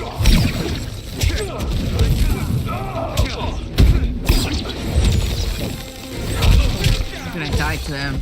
I'm gonna die to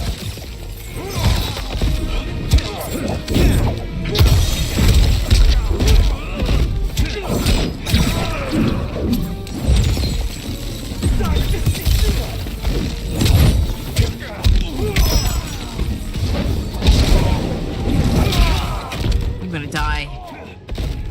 I'm not gonna make this one. Yep. You have defied me for the last time, brother. Fight. I suck at this. Not quite.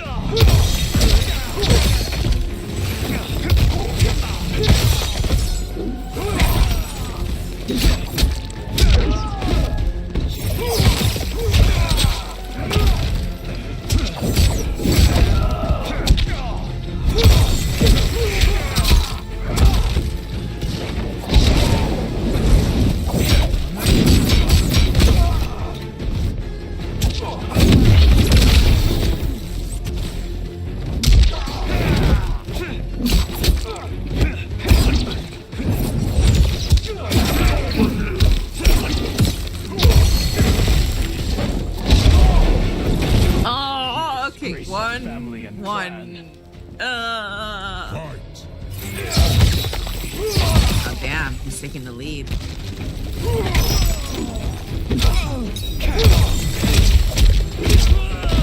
Did I do something bad to you? Like...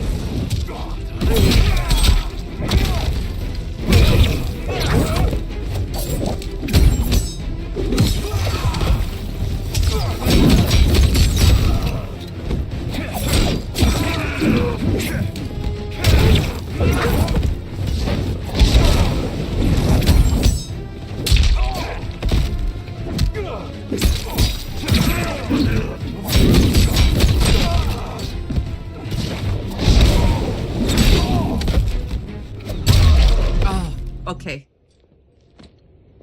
You are my Grandmaster no longer. What are you doing? Once he's exposed, won't you be made Grandmaster? You forget Cyrax and Sector.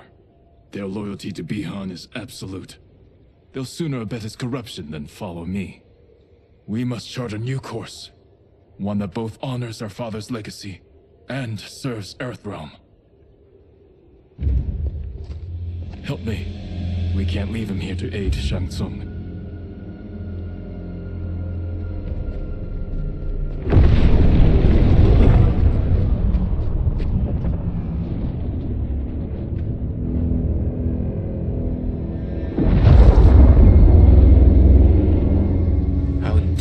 to achieve this, sorcerer?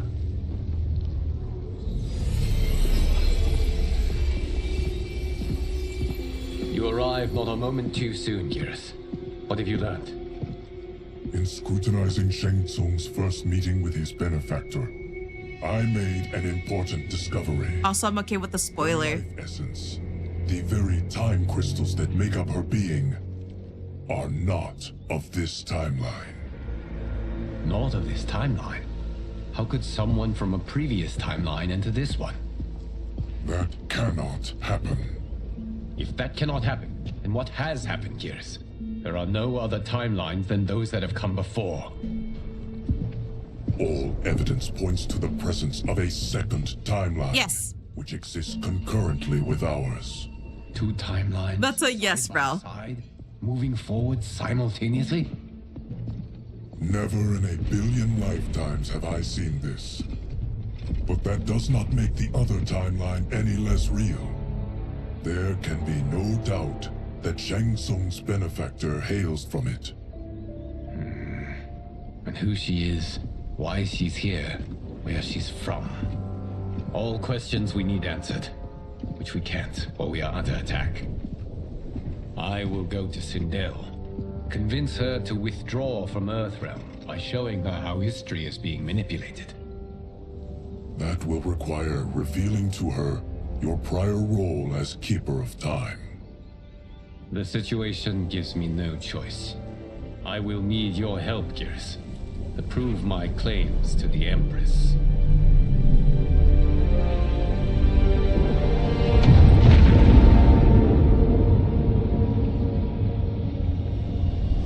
Cyrex and Sector are both females. I need to remember exactly who those are because I'm really bad at connecting characters to their names. I'll be paying attention though, just in case. Return home, Lord Liu Kang. I am to let no one pass. I must see Her Majesty. She must call off her attack on Earthrealm. Her decision was unwise, but she no longer seeks my counsel, and I doubt she's interested in yours. The Empress has been deceived. Shang Tsung and General Shao have fomented this crisis as a means to steal her throne. General Shao? I knew he was hiding his true intentions. But join Shang Tsung? I knew he couldn't be trusted. Were I still Umgadi, he would never have breathed the same air as the Empress. My palace sources told me he arrived out of nowhere, and immediately had the Empress's ear. He gained her trust by treating Princess Melina's condition. Tragically, she is afflicted with Tarkat disease. Tarkat? The Empress must be beside herself. If Shang Tsung found a treatment, no wonder she embraced him. I have shared this with no one. I trust that you, of all people, will keep this secret. Of course. Were it made public, it would bring down the royal family. Li Mei, Empress Sindel needs our help. Will you join me? Emperor Jared's death, the pain it caused Empress Sindel, has always haunted me. I failed the royal family once. I won't do so again. Also, Emmy, it's not that kind of 18+ stream. That's a different kind. That's like full-on NSFW. Everything now makes sense. Mine is more just for mature audiences. Had said the general soldiers had been encroaching, but still, I can't fathom it. General Shao committing treason? It is the fruit of a poisonous seed planted by Shang Tsung. He played to the general's vanity, inflamed his prejudices to convince him that he alone could save our world.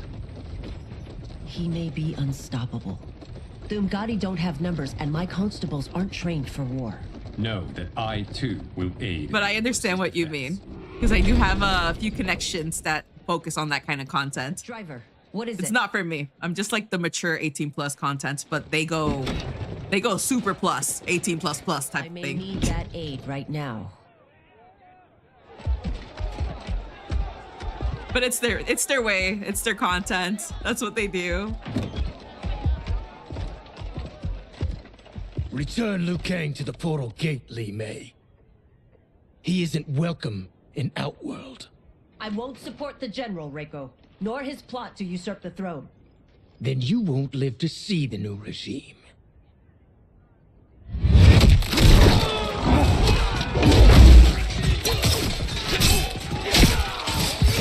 Yeah.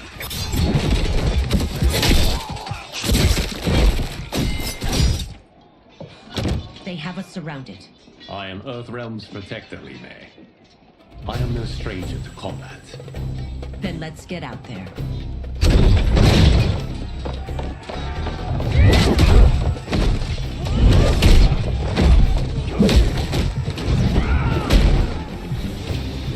You should have joined us, not the constabulary. We could have used your Ungari skills. Enough! I've no use for a traitor's compliments. Fight.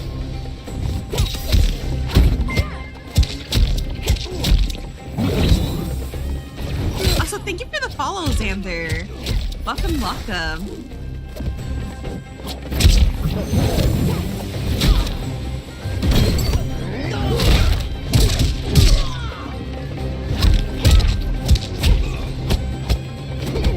But based on your question, Remy, I have seen that it's true.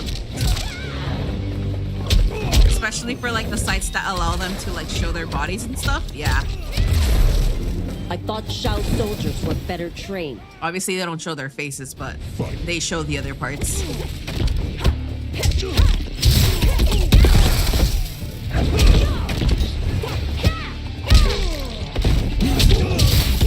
So I'm trying to mix it up with games. So you guys already know. It's people try to get creative when they enter that kind of content. Now whatever happens, it kind of controls their equipment. You and your accomplices will face judgment, Reiko.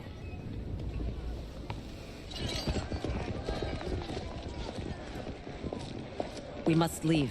Reinforcements will be on the way.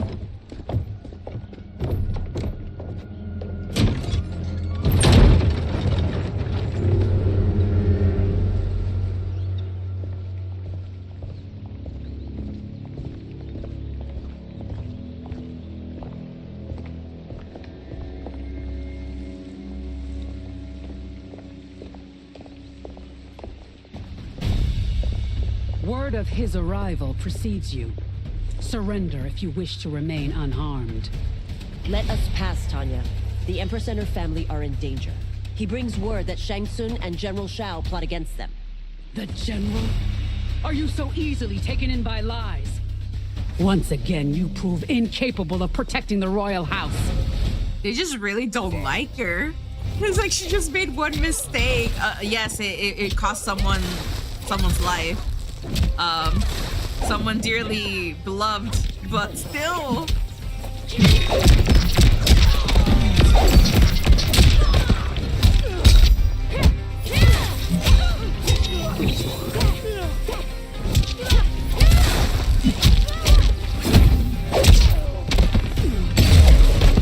We waste precious time, Tanya. Let's finish this. Since you said it's 2 a.m. for you right now, that means you live almost like in the middle part of the US. Not fully eastern, but somewhere around there.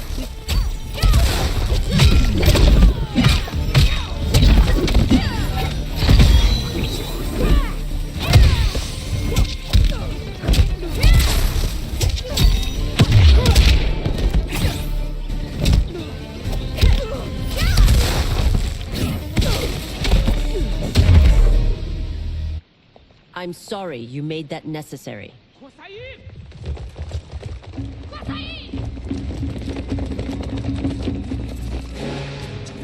Priestesses.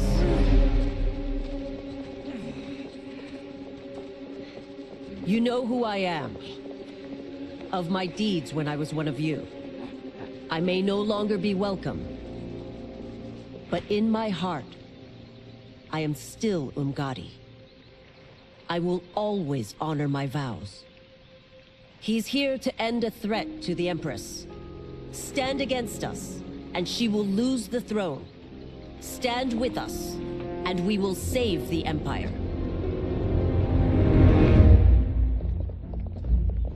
Why didn't you kill me? Because we mean you no harm. And that you live will help prove that fact to the Empress.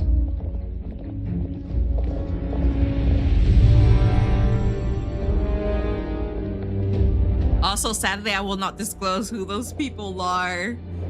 It's a few, but I don't know. How dare you, Li Mei? It's not enough that you let Jared be murdered. You let Liu Kang destroy the rest of my family? My heart broke when your husband died. I lost not only my emperor, but you, my closest friend. I know you may never forgive me. But don't be blinded by anger and grief. We are here to help you. Damn, they were ready to, like, end her. No, daughter. Your condition. Also, Nelly, I'm not a very funny person. You know me. I have nothing to say. Your faithlessness astounds, Li Mei. How can you side with Earthrealm against us? I'm acting for your family's benefit and for Outworld. Remember when I told you guys? If you took a moment, you'd realize that in this world, it's always violence. It's like there's always miscommunications that end up in violence, and they don't even want to hear you out. They just want to like murder you. It's like murder first, then they get answers. It's like, oh my bad. I thought it was because of so and so. Well, that person's dead. Your Highness, please. You fight the wrong battle. Fight!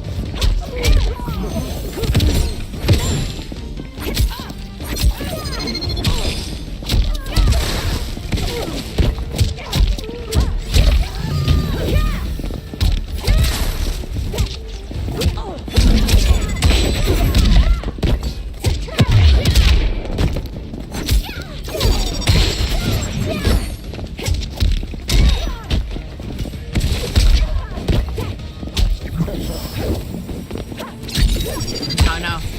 Ah! She's gonna get me!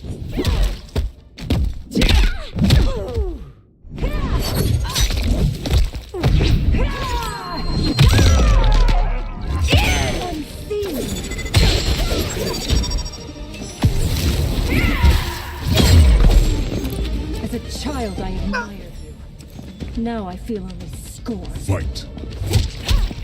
Guys, I was so close. If only she allowed me to freaking do the freaking ultimate.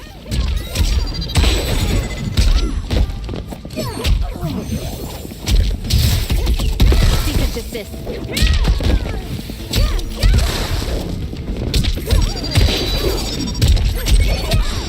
Damn.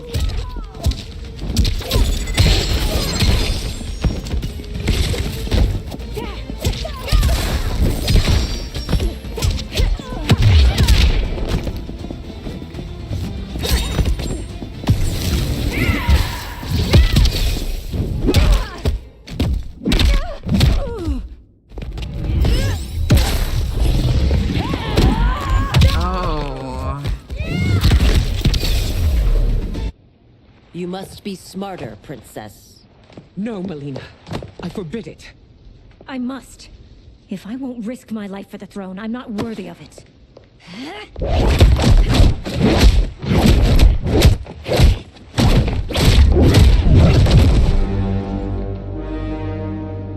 I remember teaching you that, Princess. You were but a girl. That was long ago. Much has changed. My loyalty to your family hasn't. Trust me now as you did then.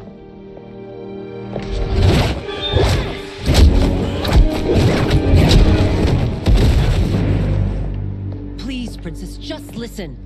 We shouldn't fight.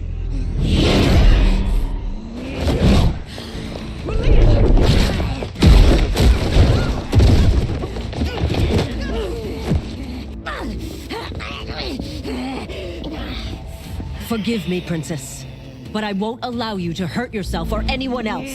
Fight!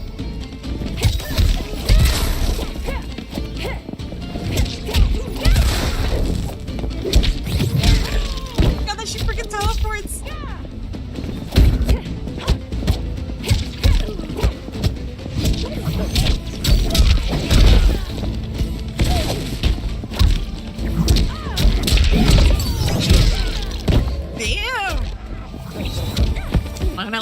She has amazing legs for the amount of high kicks she gives me.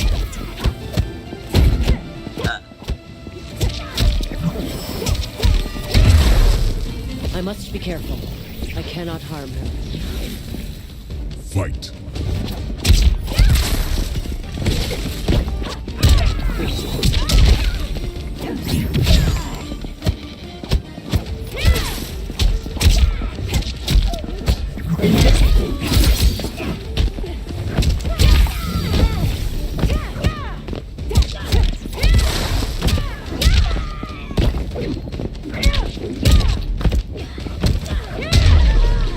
Oh my god. Tarkat makes victims of us all.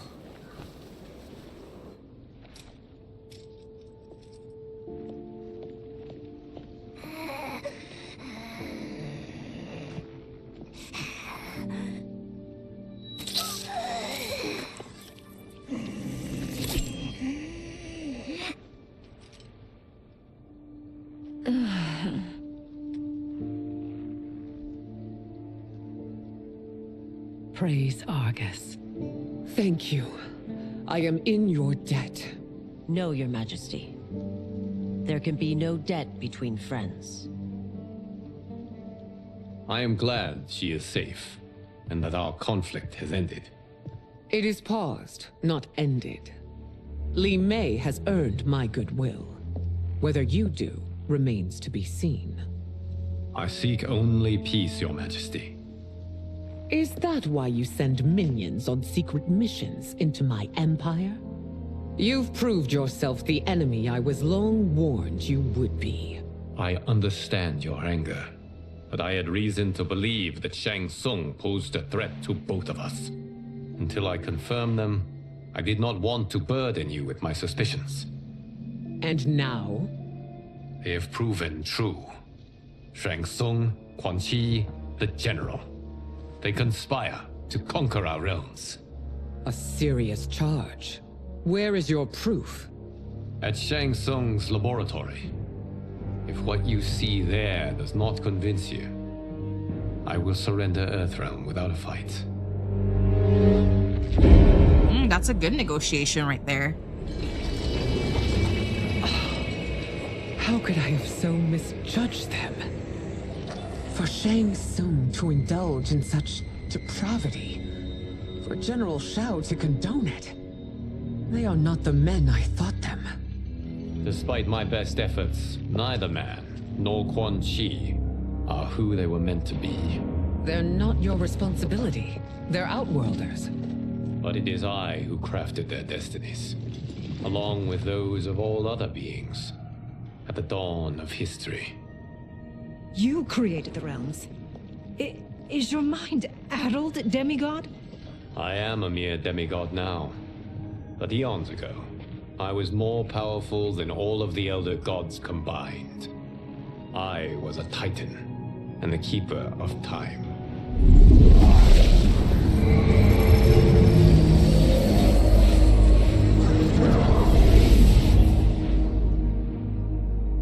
This is Geras. Your Majesty, Your Highnesses. Geras is the guardian of the Hourglass. Also, hello, Bonkin. Welcome, welcome. Object which lies beyond the realms. The Hourglass regulates time and destiny. When I wielded its power, it was upon me to craft all of existence, which I did when I restarted history. Restarted? This timeline was preceded by billions more. Though this is the first of Liu Kang's design. The others were designed by his predecessor. Kronika was obsessed with equalizing good and evil. When a timeline veered too far to one or the other, she would halt it and restart history, tinkering with lives and events in the hope of achieving her golden balance. Prior timelines, Kronika gave Shang Tsung and Quan Chi mastery of the most vile magics. Shao was not a general, a tyrannical ruler bent on conquest. Yusidel were his ruthless wife, who would do anything to preserve your privilege. When I took the Hourglass from Kronika, I vowed to do better. So in this timeline, the sorcerers would not gain their dark powers. Shao would be your loyal follower, and you would rule Outworld firmly, but fairly. But someone has interfered with Liu Kang's design. Shao, Shang Tsung, Quan Chi, all have been groomed by an unknown entity to be the villains they were in previous timelines. Where to begin? Am I to kneel to my creator? Do you expect worship? No, Your Majesty. My prior role was thrust upon me by circumstance. I am in no way divine. You had power over all of creation, yet you gave it up. Because I saw how it drove Kronika mad. I knew I would fare no better had I kept it.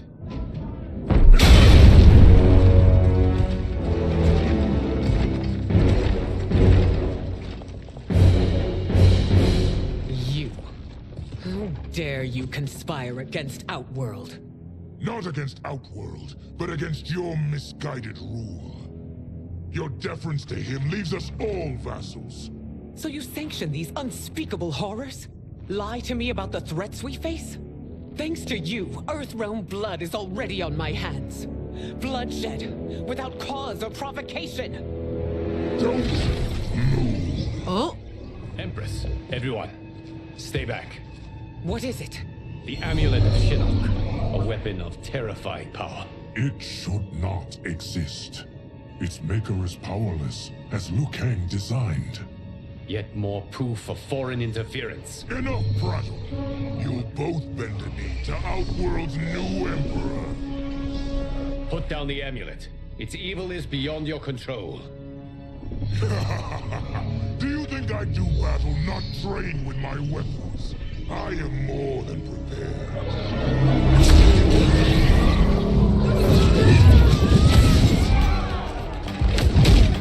I don't know what happened to them, honestly. I forgot.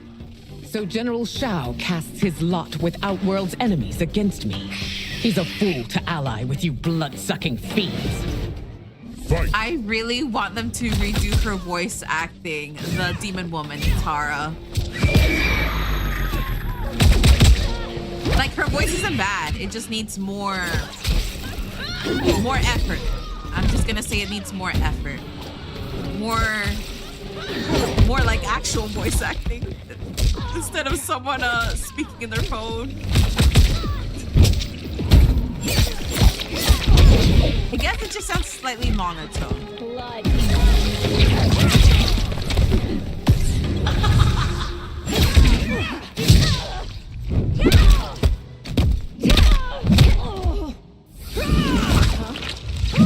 Damn, I like Sindul's hair. Oh!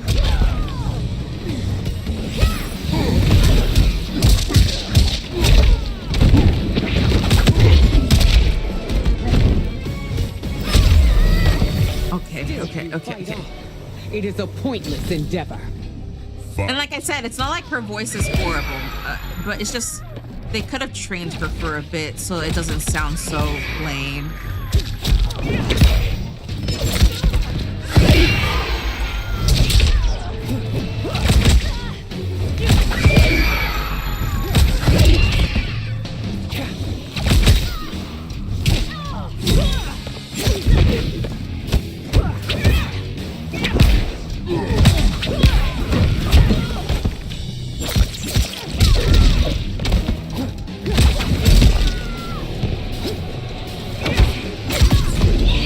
I want to see where her ultimate is.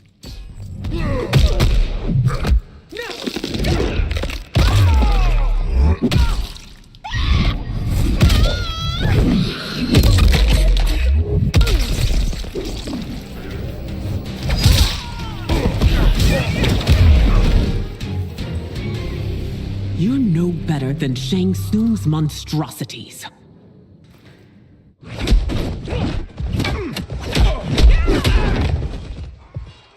Tanya and your daughters. They are not dead, but trapped in the amulet. We can still save them. Oh, okay, so they're trapped.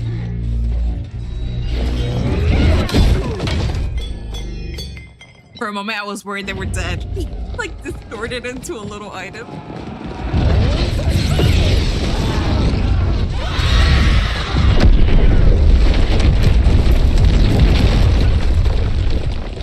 Detain me!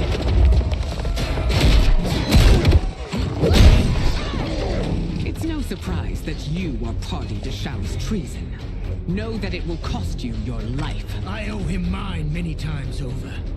I've heard it was Megan Fox, no? Like the really pretty girl? Fight. Well, woman now.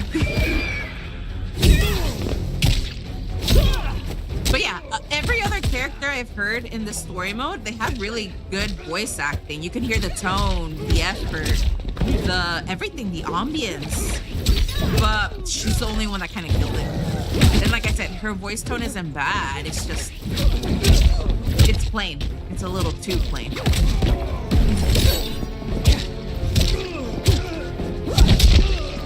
Like, there's no tone to set up the mood for a game, especially when expression is very important.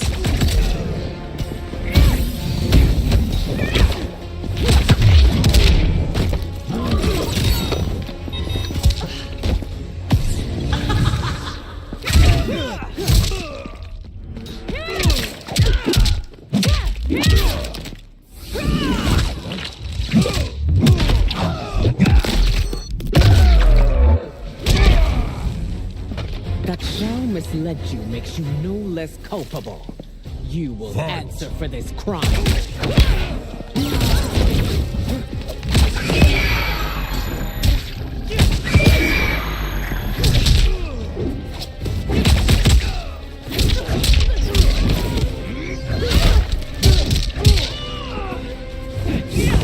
Damn, she does splits?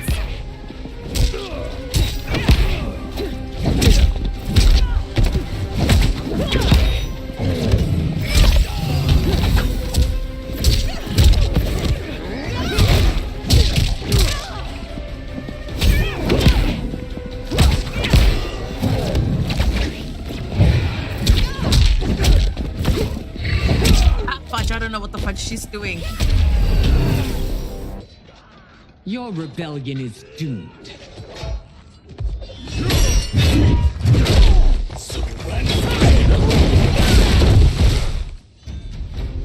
Your betrayal hurts most, Rain. I thought of you as a son. I've outgrown you, Empress. Shang Tsung's taught me that I've scratched just the surface of my power. To explore it, I can't be bound by your limits. Fight!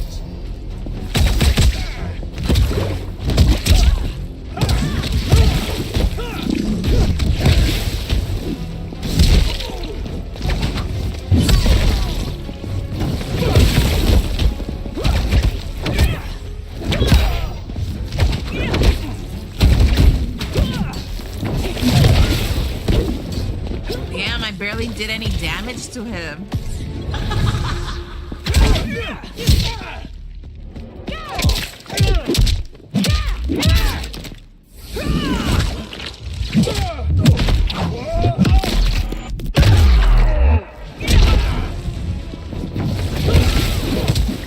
He's gonna beat me. He's gonna beat me.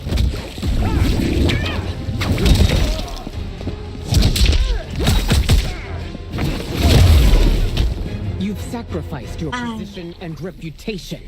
Neither will you get back. Get me out of the damn screen.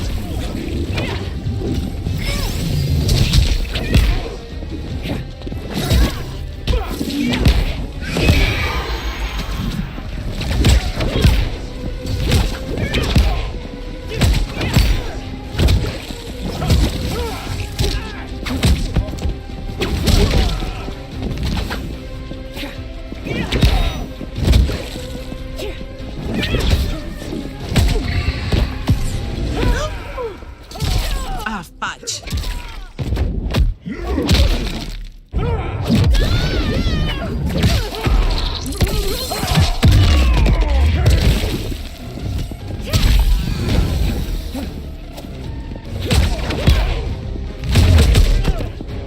Shang Tsung's taught me more than you know. It's time I show you.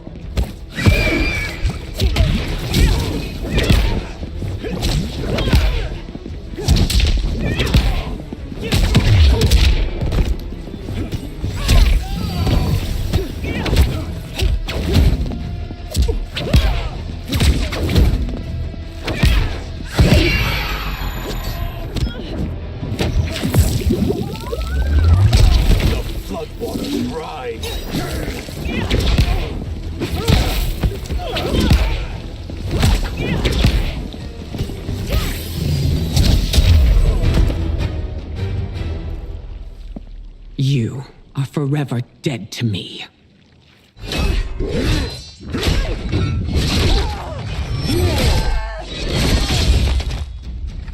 Your reign is over, Sindel. I remember the weak, sickly boy you were. How your father fought to push you past your infirmities. Now you repay him by spitting on his ideals? Your revolt shreds every value he held dear. Fight! Oh, fuck, she's...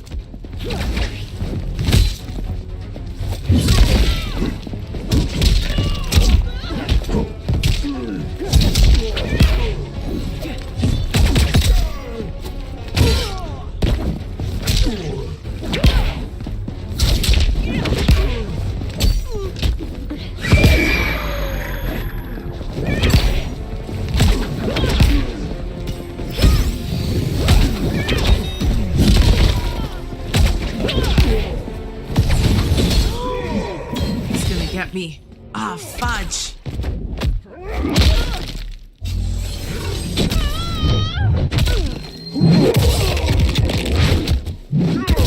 Yeah, he got me.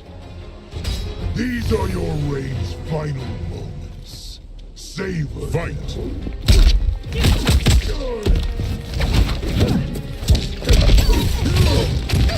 I was so close.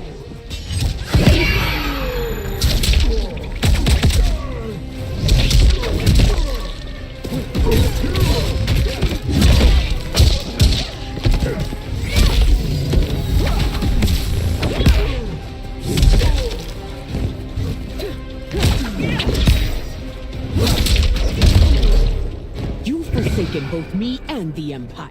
Your family name will be forever tarnished.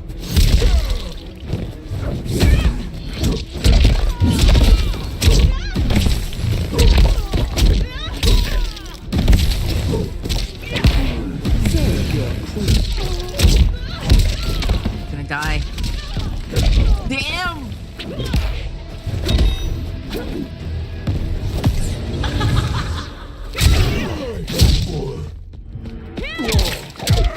It's not gonna be enough, but he might beat me.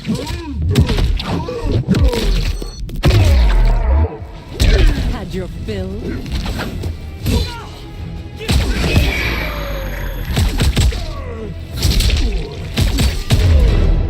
Oh, I barely made it. Relieved, General. The amulet, Your Majesty.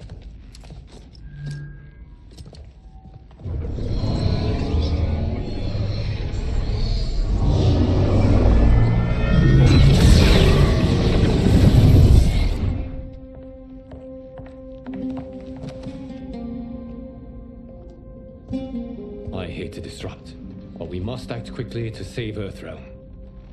Is that the command of my creator? No, Your Majesty. It is the request of a friend.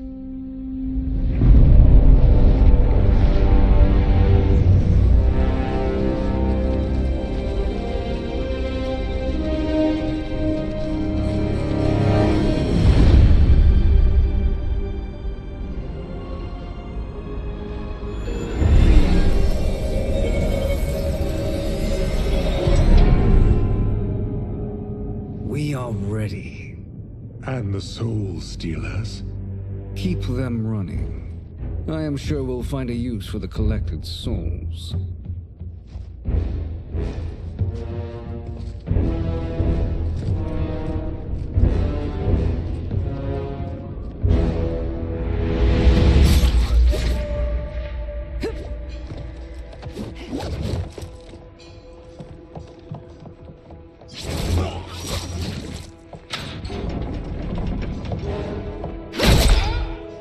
You're not annoying, Bonking. Don't worry.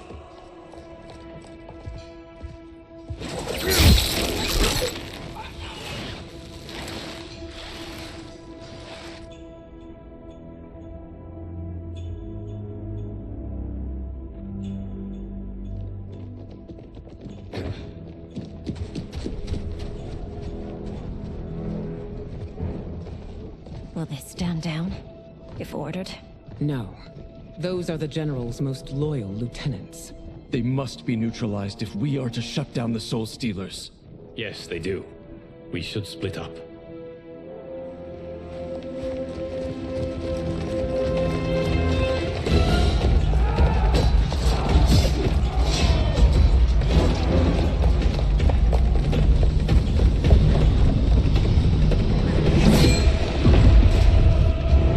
Stay behind me, Princess. No. We fight together.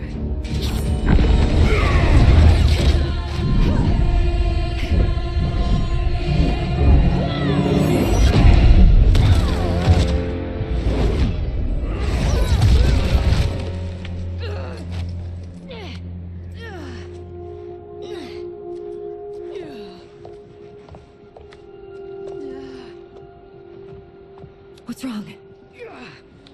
My ribs. They may be broken.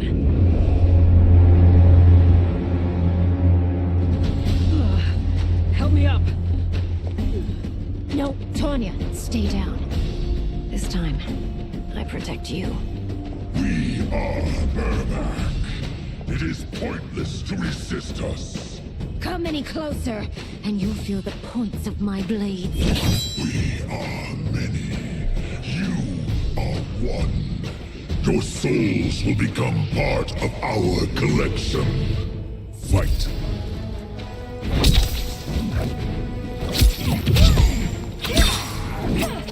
Oh, fudge.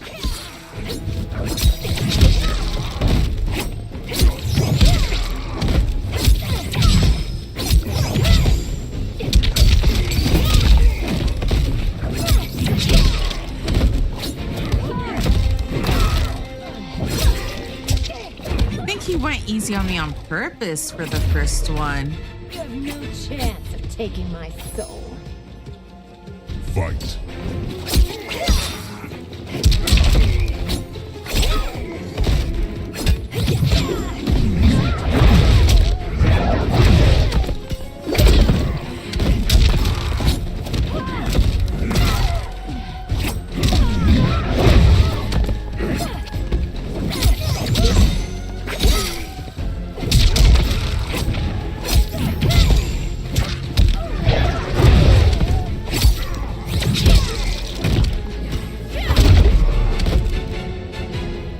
You'll have no part of me, Ermac. Amazing, Melina. In another life, you could have been Umgadi. I prefer this one, dearest Tanya.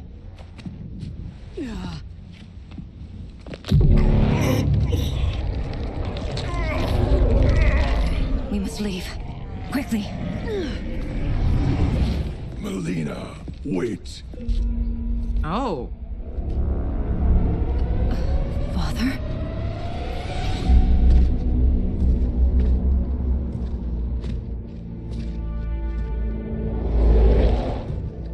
Oh, now he has a face. Father? Is it truly you? Yes, Melina. This body was created from the living forest souls. Mine was one of them. Your attack broke the spell that binds us. Now, I am in control. Father! You are Umgadi, but not Li Mei. I replaced her after your death, Your Majesty. She left the Order rather than accept punishment. Punishment? It was not her fault. A discussion for another time, Father. We must go.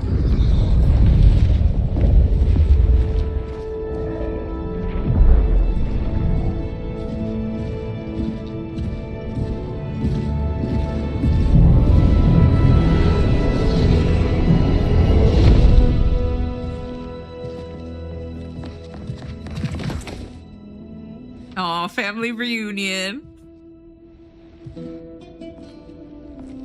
Jared? Yes, Sindel. It's me. How I've missed you. Greetings, Jared. Liu Kang, my friend. We meet again. It is good to have you back. We once again find ourselves in challenging circumstances. And once again, we will prevail. As always, Sindel, I am yours to command.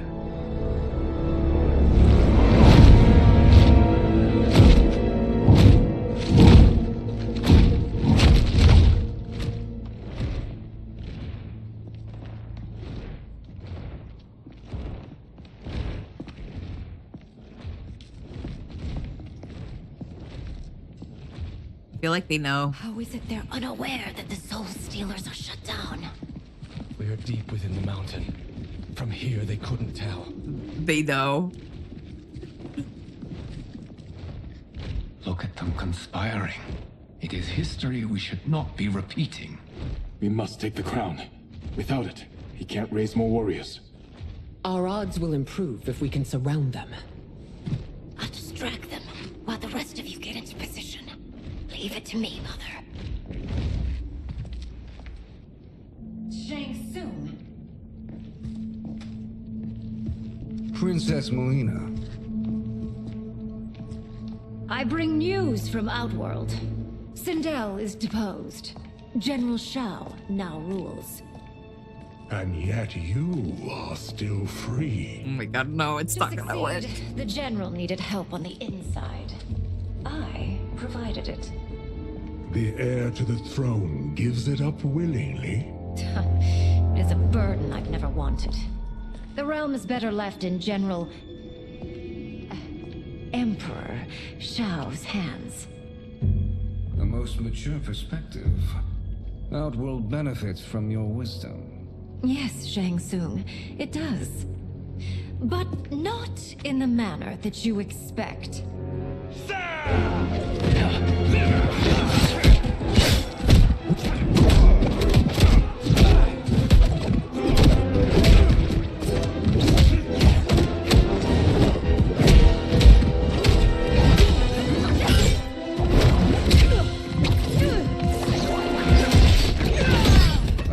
Gambit, Princess. It is an impressive display of guile. Who knew she was so capable? You count yourselves among my doubters. I will count you among the dead. Fight. Oh, fudge.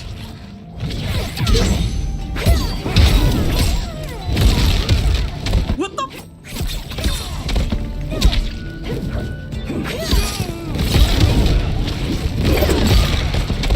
He's gonna get me. He's gonna get me. I must leave for working. Take care. Have fun. You too, Bunking. Have a wonderful day. And hopefully you stay safe.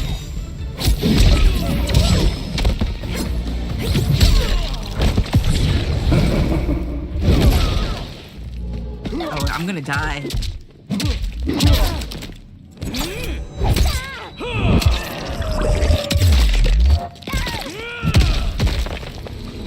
As I suspected, her capabilities are indeed limited. Fight.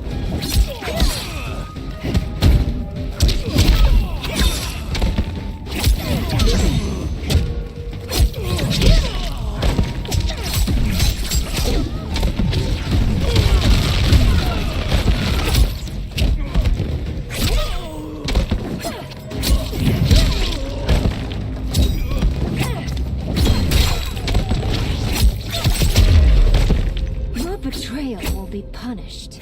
Do not expect leniency. Fight.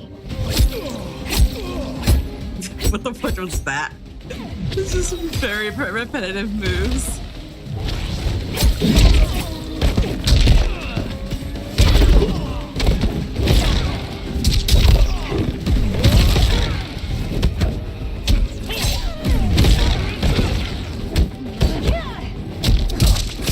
Oh fudge, yeah, he's gonna get to me.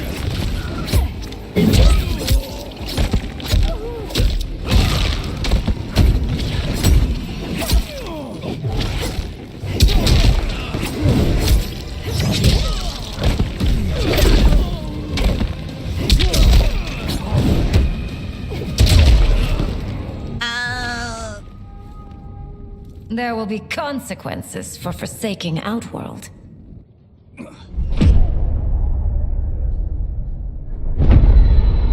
Okay, wait. Before we continue, everybody knows that I have to end stream right now because we're about to hit midnight. On the Twitch side, I will be rating people, like we will be rating another channel, but for YouTube, obviously, as soon as I click on stop streaming, which is also going to cancel out the ones on Twitch.